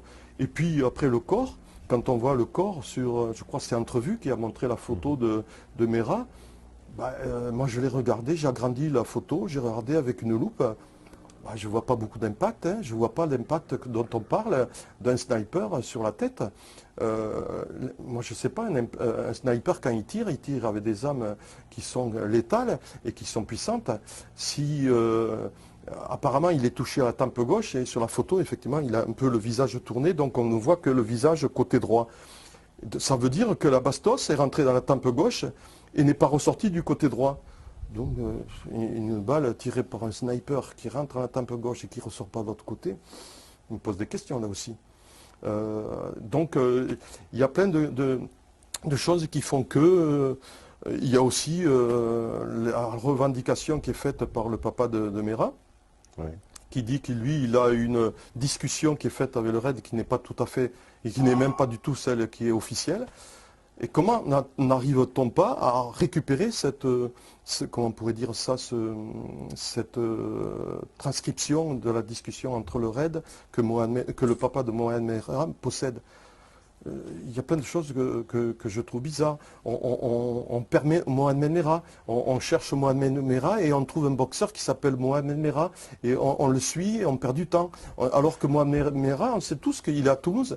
Pourquoi tout ça? Pourquoi tous ces problèmes? Pourquoi on n'arrive pas à le suivre quand il est... Pourquoi aussi on n'a plus cette fiche S sur Mohamed Meyrat?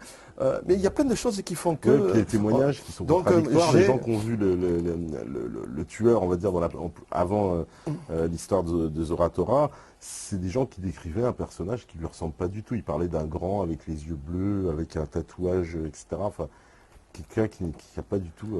Alors là... C'est les témoignages qui ont été recueillis. Oui, mais alors il faut quand même dire que les témoignages sont toujours très fragiles. Hein. Ouais. C'est vrai, ça ne correspond pas du tout à la silhouette de Meyrat, ça ne correspond pas au visage de Meyrat, puisqu'il n'a pas de tatouage sur le visage. Mais moi, je me suis rendu compte pendant 30 ans de police et plus que les témoignages sont très très très très fragiles. Donc cette dame, peut-être, bon, bah, elle a mal vu, puis elle a peut-être fantasmé, j'en sais rien, je sais pas. Mais c'est totalement, c'est pas du tout le visage de Mera, c'est sûr. Ouais, ouais. Donc moi je pense que Parce qu'il y a aussi l'histoire que les enfants, alors il semble, je ne sais pas si tu pourrais le confirmer, mais il semble qu'il n'y ait jamais eu d'autopsie des enfants qui ont été assassinés dans l'école.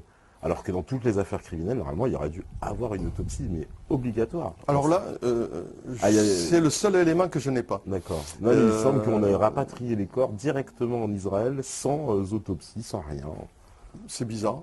C'est bizarre parce que ça va à l'encontre de ce qui devrait se faire. Mais Voilà, tu confirmes bien, dans ces cas-là, normalement, il aurait dû avoir une autopsie. Dans toute affaire comme ça, il y a une autopsie, forcément. Je pense qu'il doit y avoir eu, ça doit avoir été fait. Comme il y en a qui disent que les enfants n'ont jamais été tués. Il faut pas pousser le bouchon aussi loin. J'ai entendu ça. C'est de la folie. Après, il se dit n'importe quoi aussi, il faut faire attention. Mais il est vrai que cette affaire Mera, moi je développe une vingtaine de points qui sont très obscurs. On trouve aussi une carte d'un policier dans le box où il y avait le scooter. Que fait cette carte de policier dans le box du scooter où il y a le scooter? Il y a plein de choses. Le ça scooter qui sont lui-même, bizarres. qui était annoncé noir, puis blanc, et puis on a changé il a la été couleur. maquillé, bon, ça peut se faire, pourquoi pas. Mais il y a plein de questions. Et donc là, dans mon bouquin, j'ai une vingtaine de questions que j'essaye d'élucider et où j'apporte ma patte pour essayer de démontrer que c'est pas tout à fait ce qui se dit, quoi. Et comme il y a eu, alors aussi, justement, après cette affaire Mera, on va dire qu'il y en a eu une autre, c'est l'affaire Nemouche, aussi avec l'attentat de Bruxelles, où c'est un peu aussi pour le moins étrange quand même que ce présumé tueur se balade donc en plein Marseille avec le fusil qu'il a utilisé, avec la vidéo exacte sur lui, enfin il a tous les éléments. Bon, c'est pratique, on l'attrape, en plus ce sont des douaniers dans un bus aussi, c'est une situation un peu bizarre. Enfin, les douaniers dans les bus, c'est pas commun non plus. Et donc il se fait attraper, puis il a tout sur lui, c'est quand même pratique parce qu'il a le fusil, il a le machin, il a la vidéo, il a tout. Bon, bah il n'y a plus qu'à boucler l'enquête, c'est terminé, quoi. Il y a, là aussi, je ne veux pas démonter, mais il y a aussi, et je m'en suis rendu compte pendant ma carrière, des coïncidences quelquefois qui sont très bizarres. Bon, après, est-ce que cet homme pensait ne jamais être pris et il a pris des risques pour voyager avec toutes ces preuves sur lui? C'est vrai que ça fait bizarre. Ça fait un peu pas crédible, même un amateur ne le ferait. Non, c'est sûr, c'est sûr. Alors, a-t-on affaire à un type bizarre ou fou? J'en sais rien.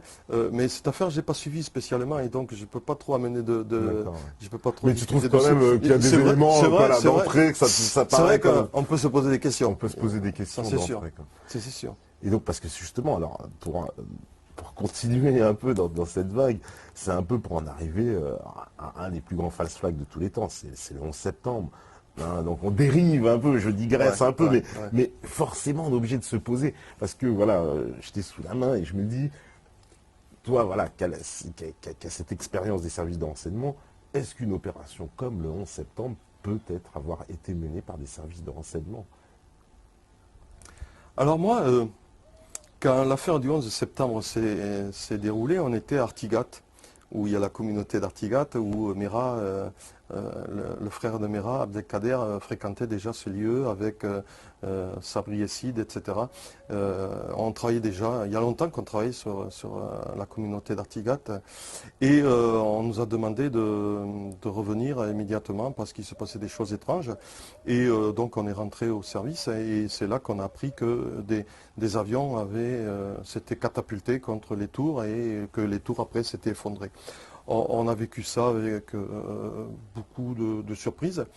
J'ai su plus tard que les services secrets avaient amené des informations aux États-Unis en disant qu'ils étaient susceptibles de faire l'objet un jour de... Et ça avait transpiré dans la presse, que les Français avaient prévenu les Américains. Voilà, tout à fait. Il y avait même d'autres pays, je ne me souviens plus lequel, je ne sais pas si ce n'est pas l'Italie, qui avait transmis aussi des informations dans ce sens. Moi, je me pose des questions, c'est que quand je vois que cette tour s'effondre, parce que les poutres fondent, tout fond sous la puissance du feu, c'est un amas de fumée, tout a fondu et on retrouve le passeport de Mohamed Atta, qui est un des instigateurs de cet attentat. Et il est pratiquement intact, il n'a pas brûlé. Pourquoi tout brûle, tout fond et le passeport ne fond pas, ne brûle pas. L'a-t-on posé là pour faire une signature? Je me pose plein de questions. Quand l'avion percute, Oui, les comment il tours, s'appelle non, le World pas les Trade tours, Center. non, non, le Le Pentagone. Patagone, ouais. Il est obligé de faire un rasement, Oui. d'éviter des lignes haute tension et tout ça. C'est conduit par des apprentis qui se sont, comment dire, habitués à conduire des avions long courrier sur des simulateurs. Ils étaient très forts quand même, hein. Ah bah c'est ce que disent Ils étaient les très contrôleurs forts. aériens qui ont retracé le parcours de Voilà, l'avion, qui ils disent étaient très forts. c'est... Alors après, on se pose des questions. Mm. Il y en a qui ont écrit là-dessus et Ouais. qui ont fait un tabac, hein. Ils ont vendu des bouquins. Ils ne font pas comme moi. Je n'en vends pas beaucoup parce que malheureusement, j'essaye au maximum de dire des vérités. Et donc, lui, il a vendu ce bouquin très bien, mais il n'a pas toujours été pris au sérieux et il a même quelquefois été ridiculisé. Mais il a essayé de faire des efforts pour comprendre. C'est déjà une très bonne démarche. Et c'est vrai qu'on peut se poser Il y énormément a de énormément questions. de questions, quoi. Et puis nous, on a eu AZF par la suite. On a eu Alors AZF, oui, c'est... AZF qui arrive dans la foulée. Oui, tout à Et fait. donc là aussi c'est bizarre parce que euh, on a enquêté et puis on avait trouvé des informations intéressantes. Ces informations qui étaient super intéressantes pouvaient aider à mon avis à aller plus loin dans les investigations. Et puis non, notre papier n'a pas plu. Et, par contre, il a circulé dans la presse, hein. Il est passé un peu partout, mais il n'est pas allé plus loin que la presse et on n'a pas pris nos informations au sérieux. Et je regrette parce qu'on avait quand même des billes et euh, ça demandait à aller, à être poussé, à avoir à des investigations supérieures, supplémentaires. On devait aller plus loin dans les recherches. Et ça, je le regrette, quoi. Parce que qu'est-ce qui s'est passé à ZF? C'est quoi? Là, ils disent que c'est un accident, et puis bon... Pour l'instant, je crois que c'est en cassation encore, et apparemment, les résultats disent que c'est un accident. Nous, on était partis sur un acte terroriste, ouais. et on n'a pas eu le temps de travailler très longtemps, donc on peut pas savoir si on s'est trompé ou si on avait raison. Mais moi, j'aurais bien aimé avoir. Mais si j'ai le temps, j'écrirai un livre sur cette affaire-là. Ouais, parce que Parce que j'ai pas mal de renseignements et d'informations qui me permettent de me poser des questions, quoi. Euh, il y a des zones d'ombre. il y a des quoi. zones d'ombre quand même dans cette Et affaire. Ouais. Total essaye de les refaire ressortir, ces zones d'ombre. Je ne sais pas s'ils y parviendront. Mais puisqu'il y a des zones d'ombre, moi je demande, je ne comprends pas pourquoi on n'essaye pas de les éclaircir. Mhm. Et au contraire, on les abandonne et on s'obstine à aller dans un sens qui arrange tout le monde, c'est l'accident. Bon, peut-être c'est un accident, peut-être nous nous sommes trompés, mais on n'a pas fait les investigations qu'il fallait faire puisqu'on ne les a pas menées au bout et puisque la PJ a pris les choses en main et donc c'était un accident, c'est un accident. Moi je ne peux pas aller plus loin que ce qu'on a fait. Et maintenant je suis devenu un homme de la rue, je ne suis plus policier et j'aimerais bien essayer de trouver des informations, des témoignages et de faire ma petite enquête à moi. Alors il y a une autre affaire, une dernière affaire, qui quand même, puisque justement en plus les renseignements généraux ont à l'époque fait un rapport qui avait fait grand bruit, c'était en 2005 au moment des émeutes en France. Et c'était lorsque Nicolas Sarkozy était ministre de l'Intérieur. Et donc le rapport des renseignements généraux, lui, précisait qu'il n'y avait pas trop de leaders dans ces émeutes et que c'était plutôt des groupes un peu sporadiques. qui agissaient sans véritable concertation. Or, il y a eu des informations contradictoires depuis de personnes qui parlent plutôt d'une opération sur la France, et en particulier le fait qu'il y ait eu des casseurs et des gens qui sont bien entraînés, qui arrivaient en fait dans une ville, allaient prendre un endroit, on va dire un gymnase par exemple, ils mettaient le feu très rapidement, mettaient le feu ailleurs, la police intervenait, ces individus faisaient en sorte que ça s'envenime, puis il y avait un effet d'entraînement qui se jouait avec la masse, etc. Est-ce que c'est un scénario possible? Est-ce que la France a pu faire l'objet d'une attaque, ou alors non, c'est plutôt ce qui avait été dit dans le rapport des DRG, comme quoi il s'agit de groupes un peu comme ça, qui se sont tous enflammés les uns avec les autres sans avoir de rapport entre eux en fait? Moi déjà, je peux dire personnellement, quand j'étais au RG, on s'est rendu compte que dans les manifestations violentes, quand je dis violentes, je veux dire très chaudes, hein, ça finissait toujours par des casses, parce que ces manifestations étaient infiltrées par des casseurs. Et ce sont des jeunes qui n'en ont rien à voir avec les manifestations, qui s'infiltraient et qui profitaient de presque... Ils attendaient presque que la manifestation soit terminée et pour intervenir violemment et casser. Et donc ça, moi je l'ai vu très souvent. Alors après, l'affaire que tu soulignes, moi j'étais plus au RG, donc je n'ai pas des informations. Maintenant, moi je suis devenu l'homme de la rue, hein, je ne sais plus rien. Mais moi, quand j'y étais, c'est vrai, j'ai vécu ça. J'ai vu souvent des casseurs. Et dans toutes les manifestations costauds, à risque, ça terminait toujours par des infiltrations de gars.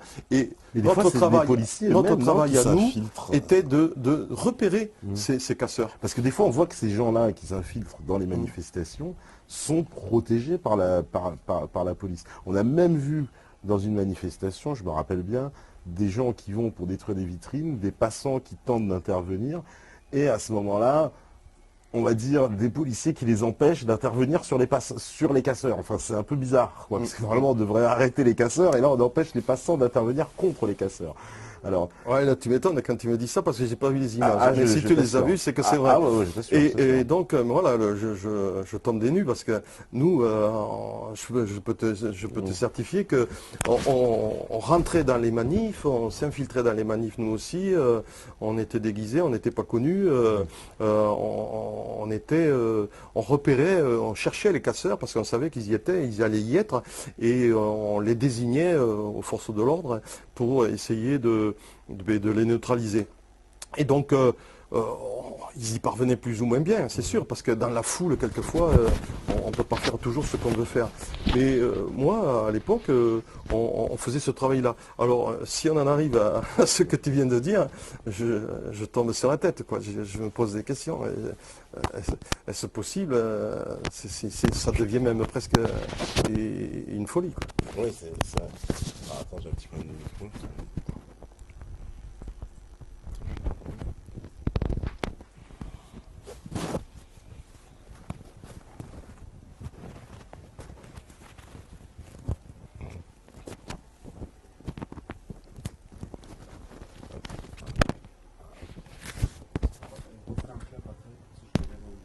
D'accord. Ah, attends, je vais mettre de l'autre sens. Non, ça va. On peut parler? Oh. Il me fait souffrir, hein.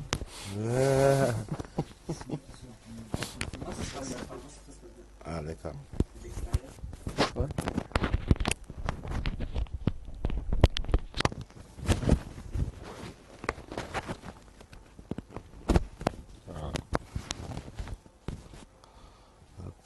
Ah non, c'est bon. Voilà.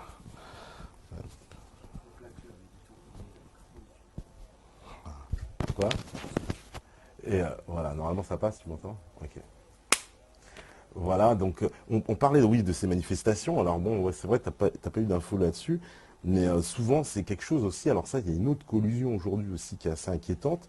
C'est ce qu'on appelle les antifas, les groupes un peu extrémistes ou la LDJ, qui fonctionnent apparemment de concert avec la police, puisqu'on a vu, alors là on a tous vu ces images dans les manifestations, au moment où, en général, où ces groupes-là arrivent pour perturber un événement, Ouais. on voit la police s'écarter, puis ils viennent se réfugier derrière la police, et hop, la police refait un nouveau barrage, une fois que les contre-manifestants, on veut dire, essaient de réagir. Oui, effectivement, pendant la marche blanche, on en a discuté un petit peu. Et j'ai pas vu les images, c'est embêtant, il faut que j'essaie de les retrouver. Et on en a discuté, effectivement, on m'en a parlé, c'est impensable, c'est incroyable, c'est quelque chose d'inimaginable. Moi, je tombe des nues, hein. Moi, Ouais, quand parce qu'il y a j'entends parler plusieurs de ça, policiers c'est qui pas sont fait un possible. peu piégés par certains journalistes Ouais. indépendants en plus, ou au cours d'une conversation en fait enregistrée à leur insu, Mhm. ils admettent donc là c'est à couvert et puis en Mhm, plus mhm, je veux dire ils savent pas que c'est enregistré, qui disent en gros que c'est pas eux qui demandent ça, mais mhm, qu'ils ont des mhm, instructions en fait mhm, pour protéger ces gens-là. Alors qu'ils sont pas eux forcément mhm, d'accord, hein. mhm. Ils le disent eux-mêmes, ils disent nous on n'est pas forcément d'accord, mais on a des instructions, nous dit ces gens-là faut les protéger, alors qu'on sait très bien que ce sont des perturbateurs. C'est grave. C'est grave quand j'entends des choses comme ça, moi ça me fait bondir. C'est très grave. Et, bah, il faut que ces gens-là, s'ils ont fait ça, eh ben, il faut qu'ils passent devant une commission et qu'ils soient traités comme des gens qui ont mal travaillé volontairement. Et donc ils doivent être punis. Ils doivent avoir même être virés de la police s'ils ont fait ça. Ils ont fait ça. C'est pas possible. On doit pas admettre des choses pareilles. Alors, une dernière question, parce que c'est vrai qu'il fait chaud, il faut... Alors, C'est vrai qu'il fait chaud. une dernière question, c'est est-ce que justement, alors nous qui sommes une télévision alternative et qui n'hésitons pas on va dire, à parler de certains sujets, est-ce que c'est une réalité ou un fantasme que justement les services de renseignement ont les moyens de nous espionner, de savoir et même s'intéressent à nous? Ou alors est-ce que c'est plus un fantasme qu'une réalité, puis qu'on s'intéresse vraiment à des affaires, on va dire, quand on a des éléments, ou alors il y a une espèce de prospection comme ça qui est faite où on espionne un peu tout le monde? Est-ce que c'est un fantasme ça? Alors moi, quand j'étais au RG, on avait un quota d'écoute qui était permise. C'est-à-dire, je dirais n'importe quoi, je dirais par exemple 40 personnes qui pouvaient être écoutées. Et si on en voulait 41, il fallait en supprimer une, parce qu'on avait un quota qu'on ne pouvait pas dépasser. Quand on argumentait, parce que toutes les écoutes doivent être argumentées.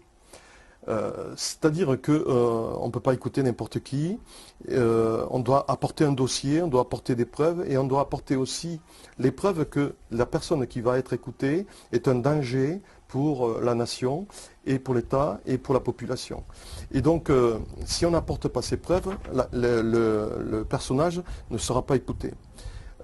Les branchements des écoutes sont vérifiés par une commission. Et les écoutes sauvages ne pouvaient pas être faites, du moins par la police, à mon époque. Maintenant, quand on parle d'écoutes il y aurait une multitude d'écoutes, c'est très difficile aussi à dire parce qu'il y a tellement de personnes qui méritent d'être écoutées et que malheureusement on ne peut pas écouter parce qu'on n'a pas ce quota. Je ne vois pas comment on pourrait écouter une multitude de personnes.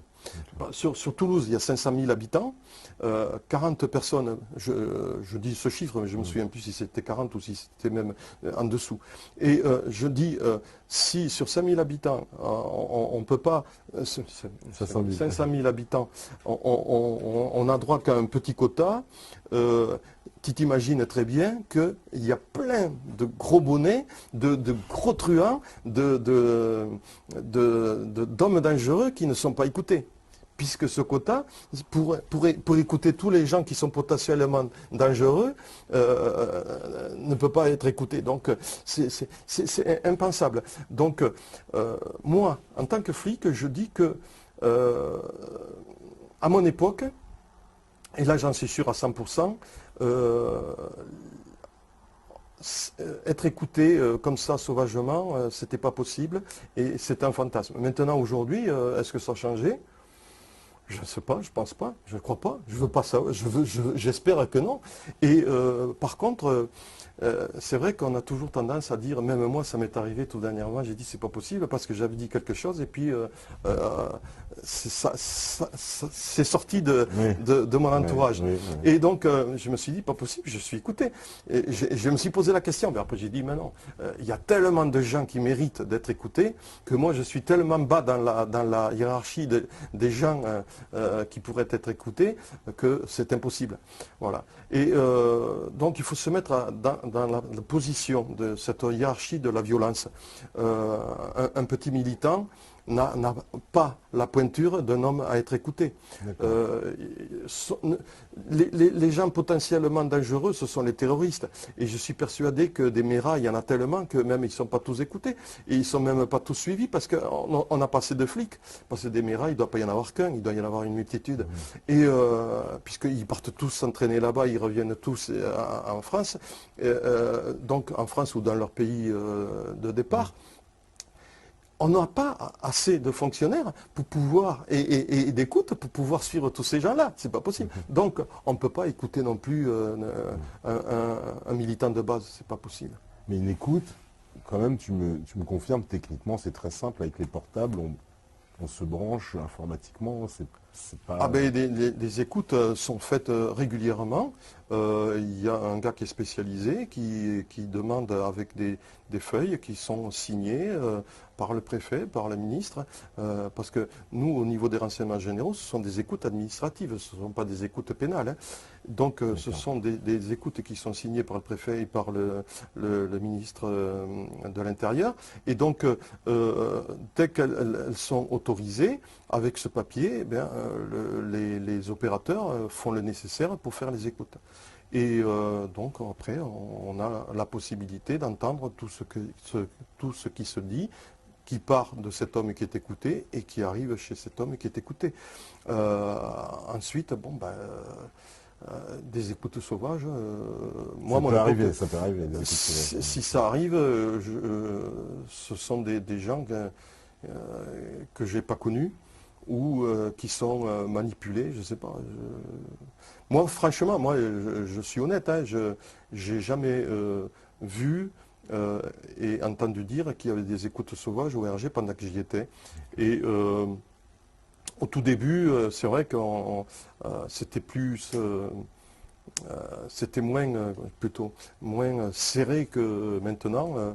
Maintenant, on a des obligations qui sont autres que celles que quand je suis rentré dans les années 1970, où on avait tout autour de nous un aéropage de gens bizarres qui appartenaient à la mafia, qui appartenaient au SAC, qui appartenaient à plein de gens. J'ai connu même ces personnages qui nous essayaient même de nous donner des ordres. Un jour même, alors qu'on était en protection d'une personnalité, on a été viré par les hommes du SAC parce que ils ont décidé de dire qu'on avait, nous, les RG, rien à faire dans cette réunion, etc. Bon, bref, il est clair que peut-être ces gens pratiquent des écoutes. Après, est-ce que les services secrets les manipulent pour faire le travail à leur place? Ça c'est autre chose. Et pourquoi pas, mais j'en ai pas les preuves et je ne peux pas l'avancer non plus. D'accord. Alors, dernière question. Est-ce que... Je m'attends au pire. Voilà. Non, justement. Est-ce que moi, j'ai envie de savoir, enfin, la question que j'imagine en plus beaucoup de gens se posent, c'est est-ce qu'on est tous fichés, quoi? Est-ce qu'il y a vraiment... Parce que moi, il y a la grande légende qu'on me dit, je veux au RG, je vais taper mon nom, moi c'est Patrick Donte, hop, on va taper Patrick Donte, et puis on va me sortir, voilà, mon dossier psychologique, ce que j'ai fait, où je suis allé à l'école, avec qui je traîne, ce que je mange, jusqu'à mes goûts, etc. Est-ce que c'est vrai, c'est un dossier comme ça, un dossier, ou bon, non, ça c'est un fantasme aussi? Alors il y avait des fiches, puisque les RG, ça n'existe plus. Hein. Oui. Oui. Après la décennie, je ne l'ai pas connu. Et après la décennie, c'est comment dire, ciblé sur un travail bien précis, c'est surtout l'antiterrorisme. Donc les fiches, bien sûr qu'elles existent. Mais les fiches, c'est quoi? C'est un document de travail. Par exemple, un homme politique. Tous les hommes politiques sont connus. tous les maires sont connus. Tout le monde est fiché, puisqu'on a besoin de le connaître. Puis tout le monde connaît son curriculum vitae, même quelquefois on allait les voir carrément, on tapait à la porte. On Ah, disait, vous demandez de compléter. bonjour, voilà. Ben oui, c'était rien de grave, c'était simplement, comment dire, un curriculum vitae. Et même, ça permettait d'éviter des erreurs. Parce qu'on pouvait parfois se tromper, pourquoi pas. Et après, il y a les individus qui sont dangereux. Ça, c'est autre chose. Ceux-là... on fait une distinction quand même entre le tout à citoyen fait. lambda et le dangereux. Il y a le côté administratif et le côté dangereux. Ces hommes dangereux sont fichés, du moment où on a pu les identifier. Oui. Et cette fiche nous permet de pouvoir les suivre, parce que ces gens peuvent toujours apparaître, même s'ils passent un laps de temps de quelques mois sans se faire remarquer, ils peuvent rebondir et réapparaître. Donc nous, on a cette fiche, hop, ah oui, il habite là, et on va vérifier, on va directement donc à l'endroit où il habite. S'il habite plus là, ben, on rectifie la fiche, on met la nouvelle adresse. Donc c'est un suivi de travail, c'est un travail qui est obligé pour faire un suivi sur ces hommes qui sont très dangereux. Si on n'avait pas de fiche, on ne pourrait pas travailler. Et donc après, je pense que des gens très connus sont fichés parce qu'on a besoin de connaître leur curriculum vitae, parce que ce sont des hommes... Ces fiches, elles sont bien protégées quand même. Tout le monde y a accès. Parce que bien sûr qu'elles sont protégées, heureusement. Non, parce que et en plus, vous savez que des choses très indiscrètes. vous avez accès à votre fiche. Si vous pensez avoir une fiche, vous pouvez faire une demande auprès de la police pour pouvoir... connaître l'information. Ah oui, pour pouvoir regarder votre dossier et savoir ce qui se dit sur votre dossier. La CNIL le permet. La CNIL le permet. Bien sûr. Écoute, donc, intéressant à savoir. Il faut savoir que ces fiches ne sont pas cachées. Elles sont à la disposition des gens qui veulent les consulter. Et, mais la plupart du temps, les gens ne le consultent pas. Moi, j'ai jamais connu, pendant que j'étais au RG, des personnes qui ont demandé à consulter leurs fiches. On n'imaginait pas, très sincèrement, je n'imaginais pas que ça pouvait se demander. Moi, je pensais que les RG allaient la conserver. Et jamais, c'est plutôt intéressant de savoir. On peut donc aller demander sa fiche de RG si elle existe. Bien sûr, tout à fait. Moi, je vous invite à aller le faire, en tout cas. Aller fonder un peu les RG. En tout cas, merci beaucoup, Gilbert, pour cette entrevue, pour le Métatour. On va remontrer, oui, les livres, donc Les coups tordus des services secrets français. Donc là, qui viennent de sortir en mois de mars.